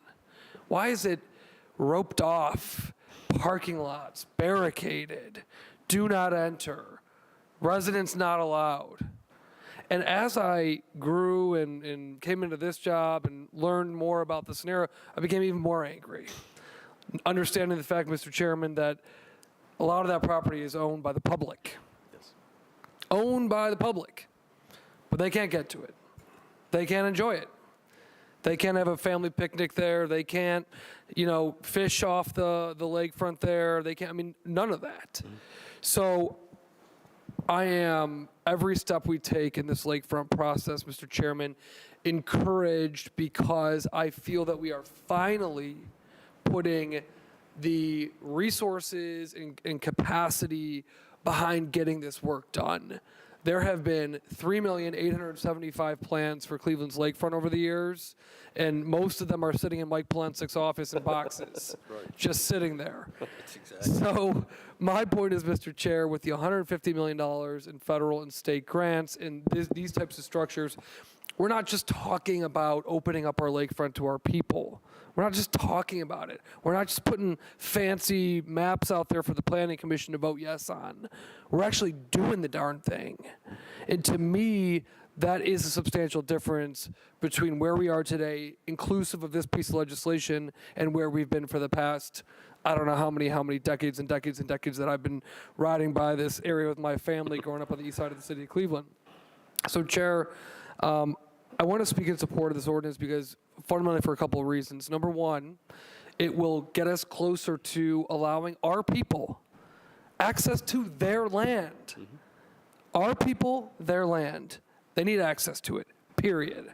And this is the same conversation we're having at Irishtown Bend, same conversation we're having on the east side of the river with the Bedrock conversation. Our residents deserve access to their waterfront. And again, fundamentally, I believe this gets us closer. Mr. President, I also, and I was not a part of the conversations around the Flats East Bank when it came to the NC. I was always so confused why they didn't pass that. This is a user fee. If you want to pack up your family and have a picnic on the waterfront and not spend a penny, God bless. Mm-hmm. You don't have to spend a penny. You don't have to spend a penny when you go to the waterfront. But if you're going to buy a beer, a burger, or whatever, a small portion of that goes back into reinvesting in the waterfront so that we aren't tapping our general fund. We aren't going after city grants. We're not, pushing the city's bonding capacity. We're protecting all of those sacred elements that we use to build parks, playgrounds, hire cops, rec center workers, etc. We're protecting that by creating alternate funding sources to invest back in our waterfront. That will be public. Yes. So, Mr. Chairman, I think I really appreciate this type of innovative approach because, again, it protects our general fund, it protects our bonding, it protects all those sacred assets of what it allows us to do our work at the city of Cleveland while tangibly getting us closer to opening up our waterfront for the citizens of the city of Cleveland who are way overdue access to their land on their waterfront, fundamentally. And Mr. Chair, I'll also say, I believe the Browns should stay where they're at, period. But even if they're not there, I don't believe, respectfully, Councilman Polensik, that this is a bridge to nowhere. This is a bridge to our waterfront. One of our most spectacular natural resources in Cleveland is our waterfront. So connecting our people to our waterfront, sure, the Rock Hall, we love it, and Brownstown, all that. But to me, it's not even about that. It's about our people being able to touch the water, see the water, fish, picnic, barbecue, whatever they want to do along that publicly accessed land on our waterfront. That's, to me, what this is about. So regardless of what happens with the football team, this is still a critically important project that needs to move forward. Again, I think that they're going to be there. Just my opinion, reading the tea leaves. I mean, I have no intel that anyone else has, but the point is, Mr. Chairman, that to me, this is about public access to public land on our waterfront, and this ordinance here today allows us to create financial structures that protects our general revenue funds, bonding, et cetera. Thank you. And to the council through the chair, just one very quick comment on that. I just want to clarify, and you weren't suggesting this at all, the North Coast Connector funding, the $150 million, is separate from this piece of legislation. And the reason that's important is that there's no one silver bullet that's going to solve developing our lakefront. It's a series of complicated, complex tools that we need to figure out how to leverage. So these are two separate things, but work together towards a broader goal. Thank you, Mr. Councilman. Just point On that point, I was just glad the councilman didn't say I've been the councilman since he was conceived out there. That's all. Okay? Thank you. let me say this too. I'm like Councilman Polensik. I really struggled with this at first, but one, I will say that I've developed a tremendous amount of confidence in Scott and the board and the collaborations that we have been able to put together. Number two, I had the good fortune of being in Tampa last year, also being in Washington, D.C., as well as being in Chicago for the Democratic National Committee. Every city that I've been to has had a vibrant, exciting, well-connected waterfront. And I've finally just become a believer that we're woefully underperforming with our waterfront. And it's what made me start to experience and figure out why I support things like these. I'm also very shrewd as far as not giving up council's authority, which is one of the reasons why we were able to get 5 seats on the board in order to make sure that we, have a significant amount of input. But I hear you, Councilman Polensik. I've struggled with this. I also even looked at if we actually might need to have a reversionary clause, that if we feel that we don't get the same thing, because I'll be honest with you, and the council lady knows this, I'm very disappointed in workforce right now. Exactly what you just mentioned. We stand up these organizations, we give them their independence, and then they get over there and it acts like if we speak or act or reach out to them, then it's a problem. And it's like they don't want to be responsive. So I feel, and I hear where you're coming from, I will tell you that I think at some point in time it'd be good for the council members to come and actually see a board meeting, see what we're actually dealing with. But that's one of the reasons why I wanted Scott here today. Councilwoman Jenny Spencer and then Councilman Kevin Conwell. Thank you, Council President. I have just a couple questions, I think. Knowing that there's many different types of new community authorities and there are a couple examples in the presentation. One was the Cincinnati example, which is only about $500,000 a year for marketing and events, and some not for infrastructure, it seems. So that's one example. Then you have other cities like Dublin and others. Do we have a sense at this point in time what is the aspirational goal of this new community authority? Do we have a number? What are we trying to raise money for? And do we have a number? Do we have a goal? No, absolutely. Through the chair. To the councilwoman through the chair. So it's sort of a two-step process here. So when you look at, as an example, the Dublin New Community Authority, most of the actual value comes from new development in Dublin, whereas with the banks in Cincinnati, that is primarily coming from existing users that were already there collecting fees there, right? So when I say it's a two-step, I mean the first step, working with existing users, is really meant to get us to a place where we can bring on potential new developers to participate in an NCA. That will unlock the kind of funds that we can issue bonds off of and build public space with. So I can tell you all of these are just projections because we have no way of knowing how many people will park in which parking lots, and we have no way of knowing right now what development types will ultimately be built on the lakefront. But currently, my working projection is with existing users, we can raise somewhere around $800,000 annually, which again is enough to do the work to get us to a place where we can bring in developers and start to build out that public space and shared amenities. But it's likely not going to be enough on its own to do all of the things that we want to do. If we can increase that amount from $800,000 to about $2.5 million, then you're at a place where you are raising enough money annually to issue bonds off of to start to build out significant infrastructure and significant public space. So while the ultimate decision of how this money will be spent will be up to the NCA board that is formed, what I can tell you is my priorities for once we are bringing in revenue sufficient to issue bonds off of is the public park component of the master plan. That's the first and most important critical piece of what this NCA can pay for. One, because it is the most important part of the master plan and is what we heard most consistently from community members. And two, because as Councilwoman, as you know more than anyone with your district, public space, really great public space attracts development and attracts investment. Without Edgewater Park, you wouldn't have seen the amount of investment you've seen in the Gordon Square area. And that is somewhat of a use case for this, but this NCA tool eventually is how we get to build out that public space. Does that answer your question? Yeah, that's a great answer. And through the chair, just kind of curious, in theory, the board could, so we've talked a little bit about that $3 million initial ARPA investment to stand up the organization. We're a little more of a third of the way through that. In theory, the board could also say, these funds are used for operations, or, I mean, so that's really wide open in terms of ultimately whatever revenue is generated does get spent on. Is that an accurate statement? Through the chair of the councilwoman, yes, that's an accurate statement. Okay, great. And then, Mr. Chair, just a point of asking for patience on this. This is not for Mr. Skinner because we have Ms. Collins at the table and we're talking about NCAs. Curious about if there's been any progress on NCA for Gateway, and when will council get to hear more about that? Through the chair. Through the chair to the councilwoman, there has been progress. We have met with the teams. We've met with Gateway. We are beginning the process of council briefings.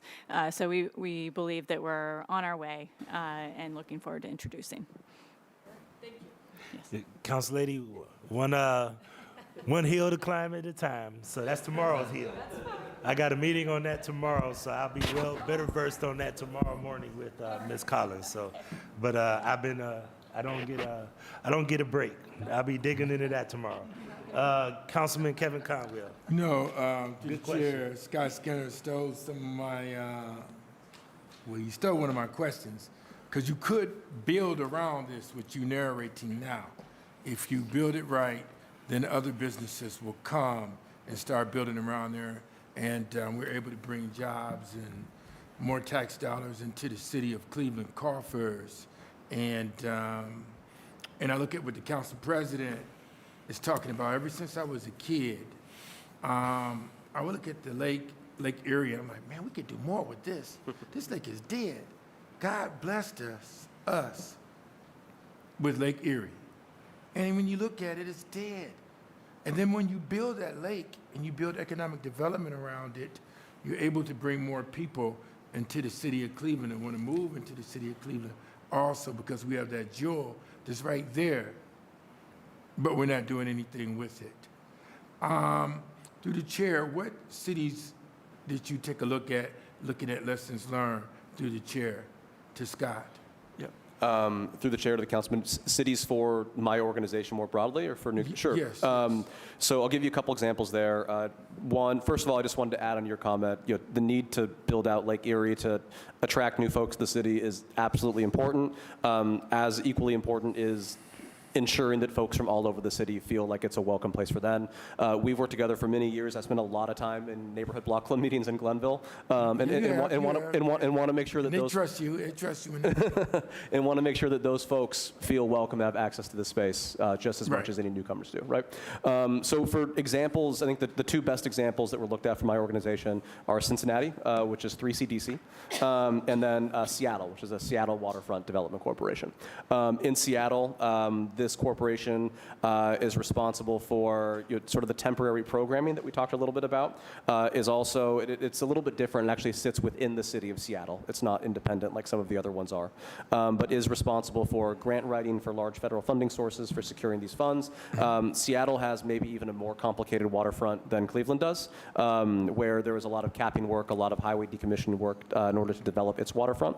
But over the last 10 to 12 years old now, over the last 10 to 12 12 years has been a really successful example of what can be done when you have essentially a small number of folks that, in this case, that are embedded within a city department, focusing on just one thing, one core element. In Cincinnati, 3CDC is an independent nonprofit that, just like mine, that works with the city but sits outside of it. Its seed funding did not come from the city of Cincinnati. It came from corporate contributions. But over the last, 15 years has been a really key part of transforming the Over the Rhine neighborhood in Cincinnati. It initially started focusing on development and was very successful in doing that, and over time has evolved to more of sort of a placemaking and event planning based organization. Since Over the Rhine has now seen significant amounts of development, 3CDC now focuses on how do we bring people into this neighborhood, how do we program it in a way that benefits all the small businesses that we spent so much time curating. So I think those are the two best examples, but there were Toronto, Philadelphia, Tampa. There were a number of other cities that were looked at here. You know, when we had the Republican convention here in the city of Cleveland, one of the saddest things is some of the conventionaires that came here, they looked at Lake Erie and they said they didn't even know that we had a lake. I mean, they probably understand the geographics, but if you're not doing anything with it, you got to do something with it. And when we make it grow, you make it big, and you develop out there, then you could, make more people want to come because they'll be excited about moving here, and you can bring other companies here, which is very, very great. I don't want them to forget about us. So I'm going to echo what Councilmember Mike Polensek said. But with me, just like when you do projects in my ward, I don't meddle. I don't want to meddle, because I'm not going somewhere acting like I'm someone's boss. But I do want to know the outcome measures while things are moving forward. Yeah. But for me to go over there, for me to meddle, I don't meddle with you guys doing development over there. You got to support it. You have to figure out what's going on and try to make it good for the whole. Now, moving forward, what I don't want to do, you got to make Cleveland seamless. And that's what we were talking about earlier with the legislation that the council president and Councilwoman Santana and Kerry McCormick were narrating about money going into the wards to make things seamless. We'll build here, but you got to make other communities seamless because the city should be a seamless city. And what happens a lot through the chair, people look around and say, well, they're building downtown, but they forgot about us. So you got to make it that they want to come to, and the people want to visit this project and schools and the whole 9 yards. And here's the other thing through the chair, and I've talked with you about this also. You can't forget the city to put people to work in the city of Cleveland, African Americans and people of color. You got to do that because we hear it. We hear it while we're in our town hall meetings, and we don't want to look around and say that's them and this is us. You got to put people to work also. When you wonder and you see shootings going on in the community, you know why, through the chair? Because of idle hands. Idle hands. We got to make this a workforce and job readiness program for the people in the city of Cleveland. You got to do that also. And not just for the big guys you just mentioned. You got to do that. And if we do that, then I'm there because work is therapeutic. And we got to do that. And through the chair to Scott Skinner. And I trust you because you have never, ever not told me the truth when I call you at any given time. And in Glenville that you mentioned earlier, because you've been doing a lot of projects there. Through the chair to Scott Skinner. Mr. Skinner. Yeah, thank you so much, Councilman. To the Councilman through the chair. I appreciate those kind words. Thank you. On a couple of the notes on your comments. One, just to reiterate, the new community authority is a tool specifically designed to not touch the general revenue fund. So when we talk about funds going to neighborhoods, this is a new tool that we are using in the city of Cleveland for the first time that is designed to not touch all the funds that would otherwise go to Cleveland neighborhoods. So just wanted to put that out there. On construction jobs specifically, I signed on to the community benefits ordinance ordinance that you all passed last year. Any new construction that is done on the lakefront or that is done as part of this large infrastructure work will adhere to the community benefits ordinance requirements. And I would like to think, I can't speak on behalf of the city, that we would hold ourselves at the very least to the level that we are holding everyone else to, if not more so, as we start to build out these projects and build out these developments. So the jobs piece of it is I agree, is a critical component to it. And I think when we think about the scale of what could happen down on the lakefront and with this infrastructure work, there is a really interesting opportunity to think about this at a very high level. And then the last one, in terms of you want updates on progress, on milestones, on what we're hitting, with both, so the NCA specifically, is subject to Ohio open records law, so you'll be able to see exactly the revenue coming in and what it is being spent on.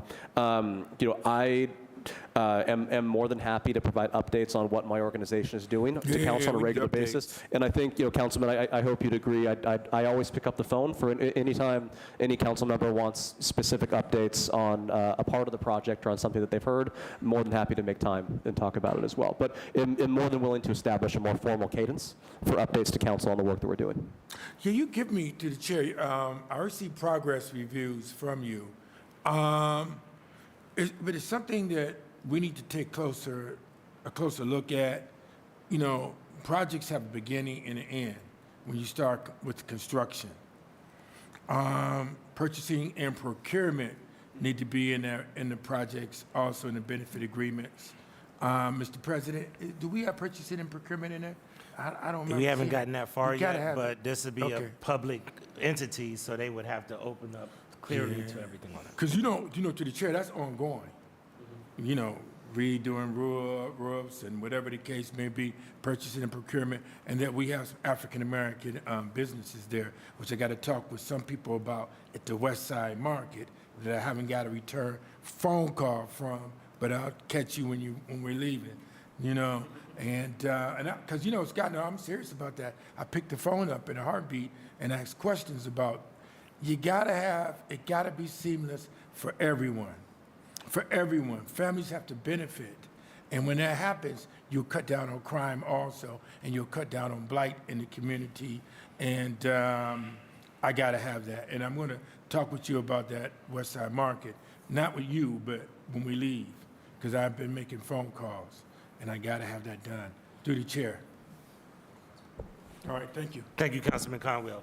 All right, seeing no other questions, ordinance number 1061-2024 as amended stands approved. Thank you, Mr. Skinner, and we will be following up. Thank you very much. I'll go to port control, and I'm going to ask my colleagues if we can move to the lightning round. We still have about 10 pieces of legislation, and most of these have been vetted in the committees, and most of these are pretty routine.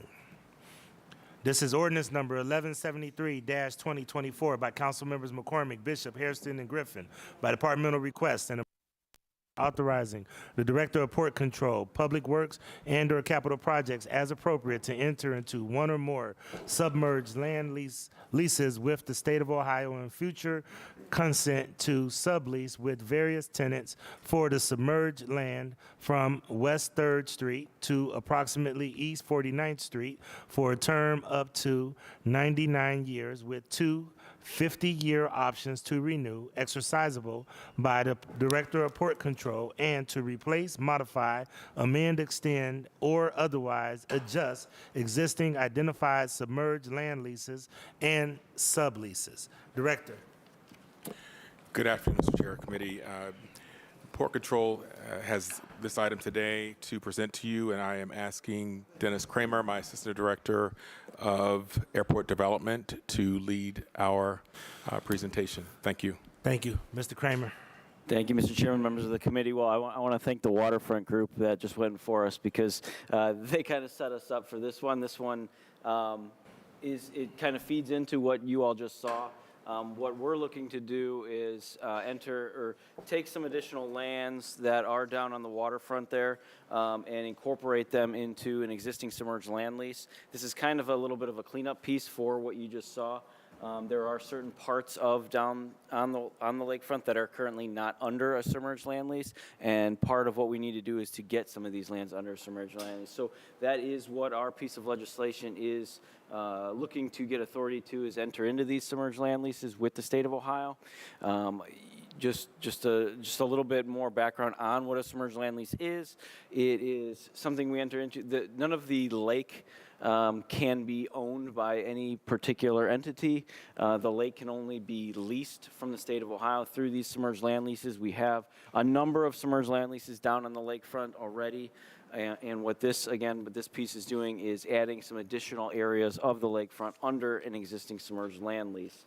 You can see from a diagram I believe we included in your executive summary, these are some areas that include part of the shoreway, some of the municipal lots, all areas south of Burke Lakefront, and part of some of the area around the stadium.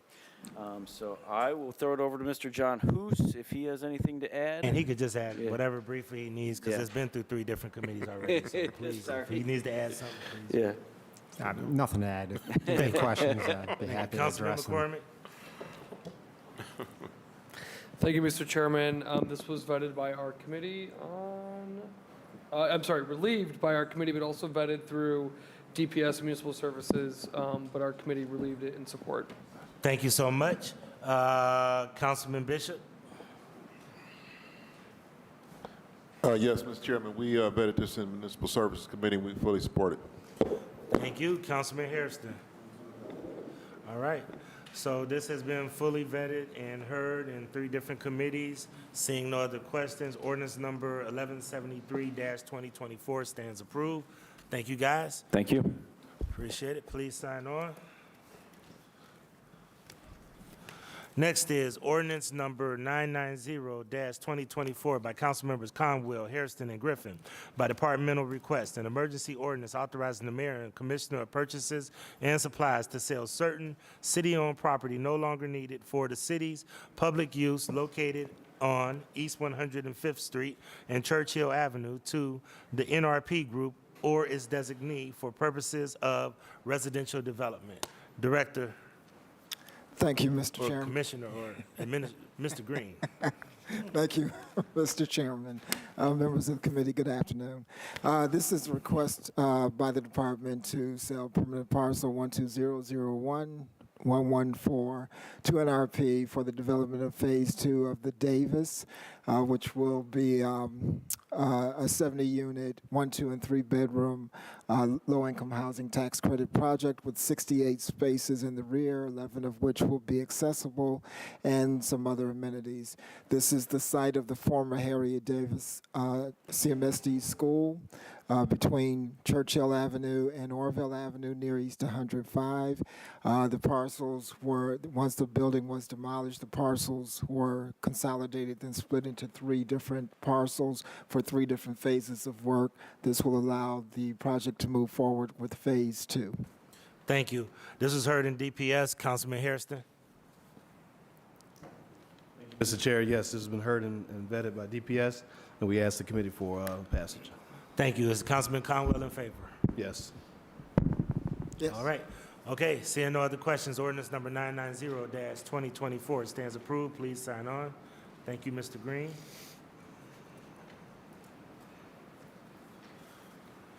All right, move to human resources. Do we have human resources here? Is human resources here? Human resources is not here. Move to public safety. Public safety. Public safety can join us.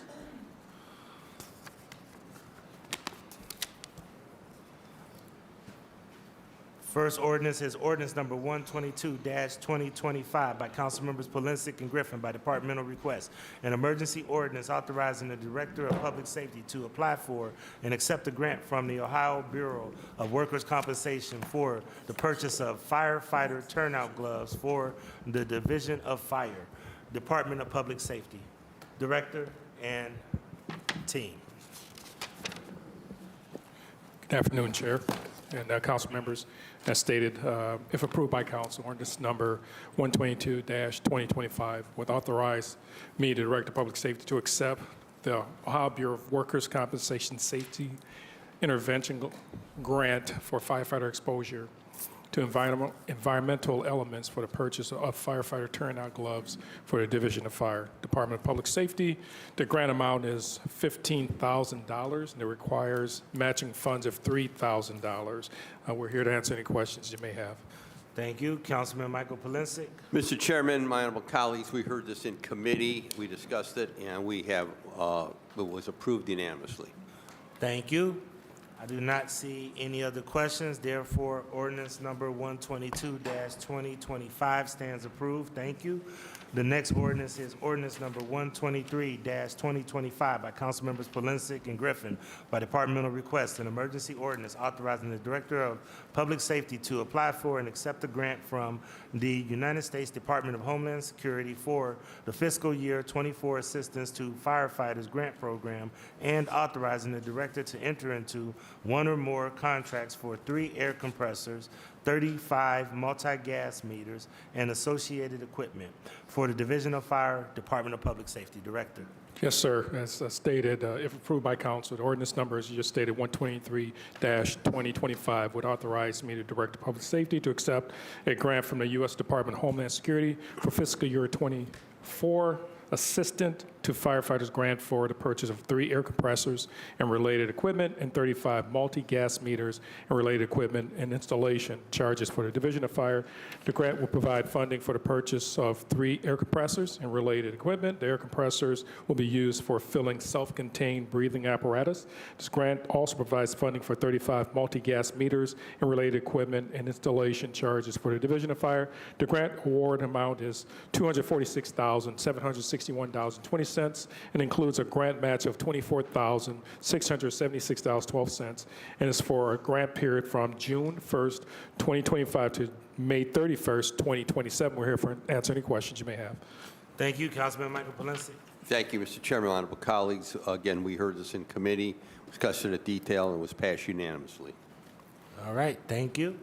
Any other questions regarding ordinance number 123-2025? Seeing no other questions, ordinance number 123-2025 stands approved. Thank you. Thank you. Have a good one.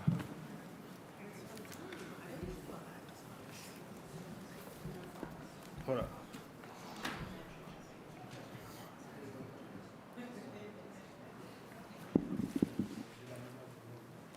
Thank you. Makes sense.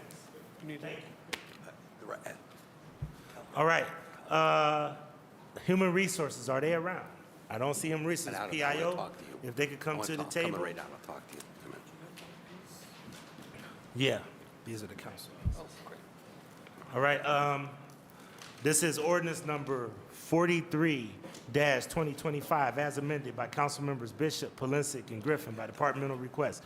An emergency ordinance authorizing the Director of Finance on behalf of the Office of Prevention, Intervention, and Opportunity for Youth and Young Adults to employ 1 or more professional consultants to design and implement projects to support the transformation of city recreation centers into trauma-informed neighborhood resource and recreation centers, to develop and provide programs and activities for youth and their families to serve as tools to prevent violence, develop skills and knowledge to overcome challenges associated with trauma and toxic stress, and to create opportunities for youth and their families to live quality lives for a period up to 18 months with 1 option to renew for a period up to 18 months exercisable by the Director of Finance.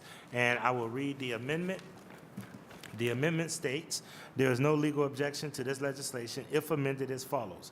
1, in the title, lines 14 and 15, in section 1, lines 11 and 12, strike period up to 18 months with 1 option to renew for a period up to 18 months, and insert period of 12 months with 2 options to renew for a period of 2 years each in both places. Number 2, in section 2, line 1, strike that the cause of the contract or contracts authorized, and insert that the aggregate cost of the contracts authorized in this ordinance, and in line 1 after 01-0114-6380 insert any and all contracts exceeding $50,000 shall require additional legislative authority. RQS 0114 RLA 2025-06. This is dated 2/18/25 by Kevin Roberts, Chief Assistant Director of Law. Ms. Pryor, Chief Pryor Jones. Thank you, Chair, council members. This is a request to our routine work around the temporary budget dollars of $2.8 million for this ordinance that will allow us to make sure that we have the projected contracts in place in order to be prepared for youth programming this summer. And we are here to answer any questions you may have. Thank you. This was heard in Municipal Services. Councilman Bishop. Yes, Mr. President. We heard this in Municipal Services, and we recommend it for passage. Thank you. Safety, Councilman Polinsky. He's not here. I know this was heard in safety. We'll move forward. One of the things that I, want to make sure that everybody knows, this is time sensitive because you have to get contracts in the field in order to start to get some of these folks signed up for summer programming and other things, right? Correct. Okay. Do we have any other questions? Seeing no other questions, ordinance number 43-2025 as amended stands approved. Please sign on. Thank you. Human resources. Human resources. Human resources. Is human resources around? I do not see human resources. I'm going to move to the councilmatic pieces.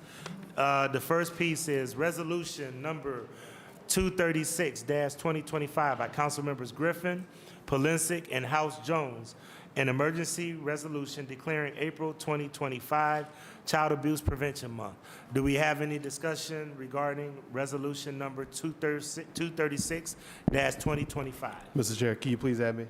Could we add Councilman, is there any objection to everyone being added to 236-2025? If there is no reservations, could you please have everyone added to the Child Abuse Prevention Month resolution?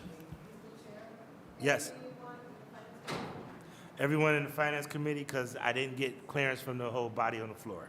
But you may have some more recommendations from the floor tonight. Come on up, Director Cole. We have Director Cole from Human Resource. This is ordinance number 177-2025 by Councilmember Griffin by departmental request an emergency ordinance to amend section 50 of ordinance number 194-2021 passed March 29, 2021 as amended relating to compensation for various classifications. Director. Thank you, Chairman. This piece was actually brought forth by municipal court. I wasn't sure if I was supposed to present this piece or if municipal court's supposed to present this piece. Okay, so all this is, just to explain this to everyone, municipal court had an interpreter, I believe, in their budget, and they've asked to amend for that person, or am I correct?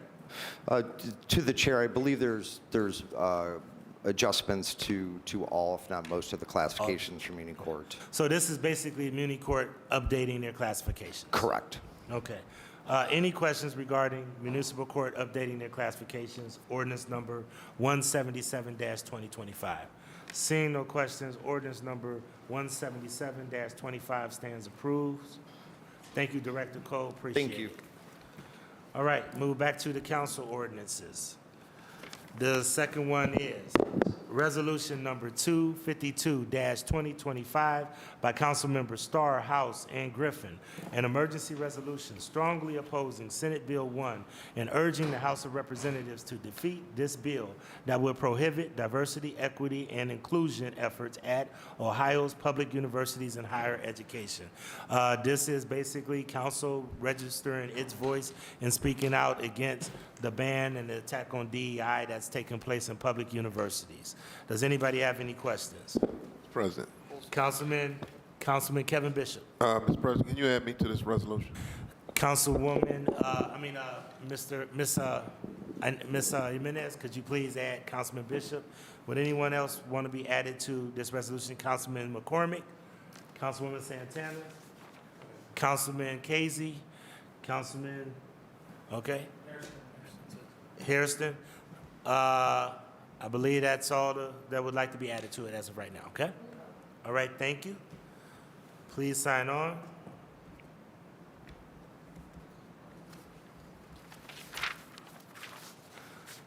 All right, next one is ordinance number 250-2025 by Councilmember Griffin, an emergency ordinance to exempt certain property parcels from strong market area tax abatement policies under ordinance number 482-2022 passed May 25, 2022, relating to establishing the entire city of Cleveland as a community reinvestment area. I'll briefly explain. There is a group of parcels that are on the East Cleveland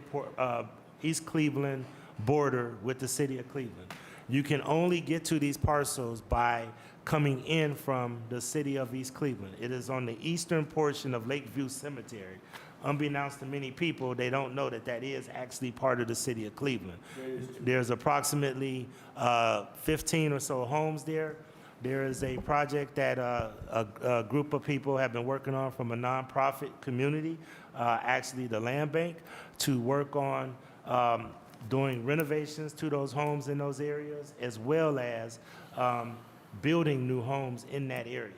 However, that area, because it is adjacent to the University Circle, Little Italy statistical planning area, was trapped up and swept up into the tax abatement policy that we put in place. So what we are doing is trying to exempt an area that is extremely impoverished, an area that is extremely devastated, an area that actually needs this kind of investment, and exempting them from the strong market that they're attached to in Little Italy and University Circle.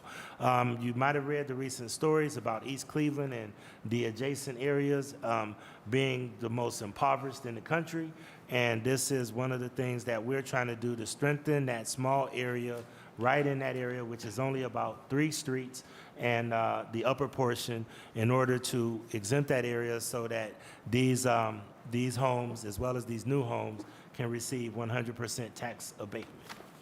Any questions regarding ordinance number 250-2025? I do. Councilman Kevin Conwell. I never heard of that area. Where's that area at?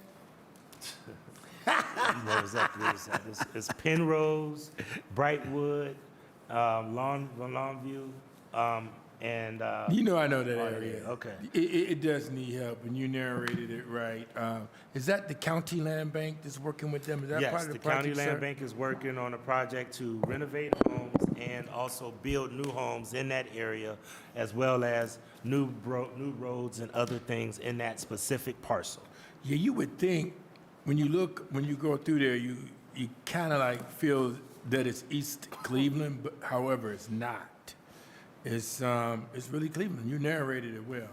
Right. You know, but thank you. I was just picking with you. You know I know that All area. right, thank you. Appreciate it, Yeah, Councilman. thank you.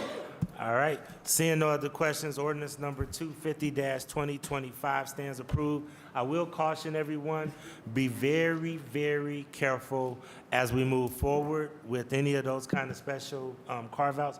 I will tell you, anybody that wants to jump in the car, I will show you the reason why we made the special exemption for this area. I am very cautious and do not want to, trigger that. So we'll be looking at those with a very fine-tooth comb. We cannot make adjustments just because a developer claims it. We can show you the poverty and devastation in that area, and unfortunately, it's attached to a very high-performing area because it's on the eastern side of Lakeview Cemetery. But this is a very rare circumstance. I would urge and ask everyone to not try to go through and undo all of the different tax abatement structures that we have. Thank you so much. Last ordinance number 119-2025 by Councilmember McCormick, an emergency ordinance authorizing the mayor and commissioner of purchases and supplies to purchase property for park purposes located between Starkweather and Professor Avenues to expand Lucky Park and amend a property adoption agreement with Tremont West Development Corporation relating to maintaining and improving the park. Director, or Ms. O'Leary. Through the chair to the committee, yes, this is basically is a two-part. One, it authorizes purchases and supplies and the Parks Department to purchase the property to add to Lucky Park. It already is a great park in Tremont, and this is just adding another parcel. And then secondly, there's already an existing property adoption or agreement with Tremont West Development Corporation, and this would amend that agreement to add this parcel for maintenance. Okay. Councilman Bishop, you've relieved this from municipal services. Yes, Mr. President. We relieved this for Councilman McCormick. All right, Councilman McCormick. Thank you, Mr. Chairman. I want to start by thanking Councilman Bishop for relieving this piece to finance. Chair, I'm thinking, I'm not going to sing, but at last is coming through my head on this one. And I want to thank our attorney O'Leary as well for her help here. Mr. Chairman, this is a park in Tremont that has been taken care of by the neighbors for many, many, many, many, many years. It's a tiny little pocket park in the neighborhood, but as you know, Mr. Chair, the neighborhood is dense. It's got a lot of housing, so every piece of green space matters. A couple years back, we purchased a privately owned plot within the lot to make sure that it stayed public park space into perpetuity. There was one section of the park that was still privately owned by a church, Mr. Chairman. And so today, using ward-based funds, so these are Ward 3 funds, Chair, we are excited to hopefully purchase the final piece of the property for this park so that it remains a park for our residents into perpetuity. There is already an agreement from the residents to keep it up, and they've been keeping it up for years and years and years. It's a great little pocket park. Mr. Chairman, I want to, I'm not going to amend this piece because I want it on the floor tonight, but if I could, I would add a whereas clause thanking Deb Smith and the South of Jefferson Block Club, Mr. Chairman, who have been advocates for this property as a park for many, many, many years.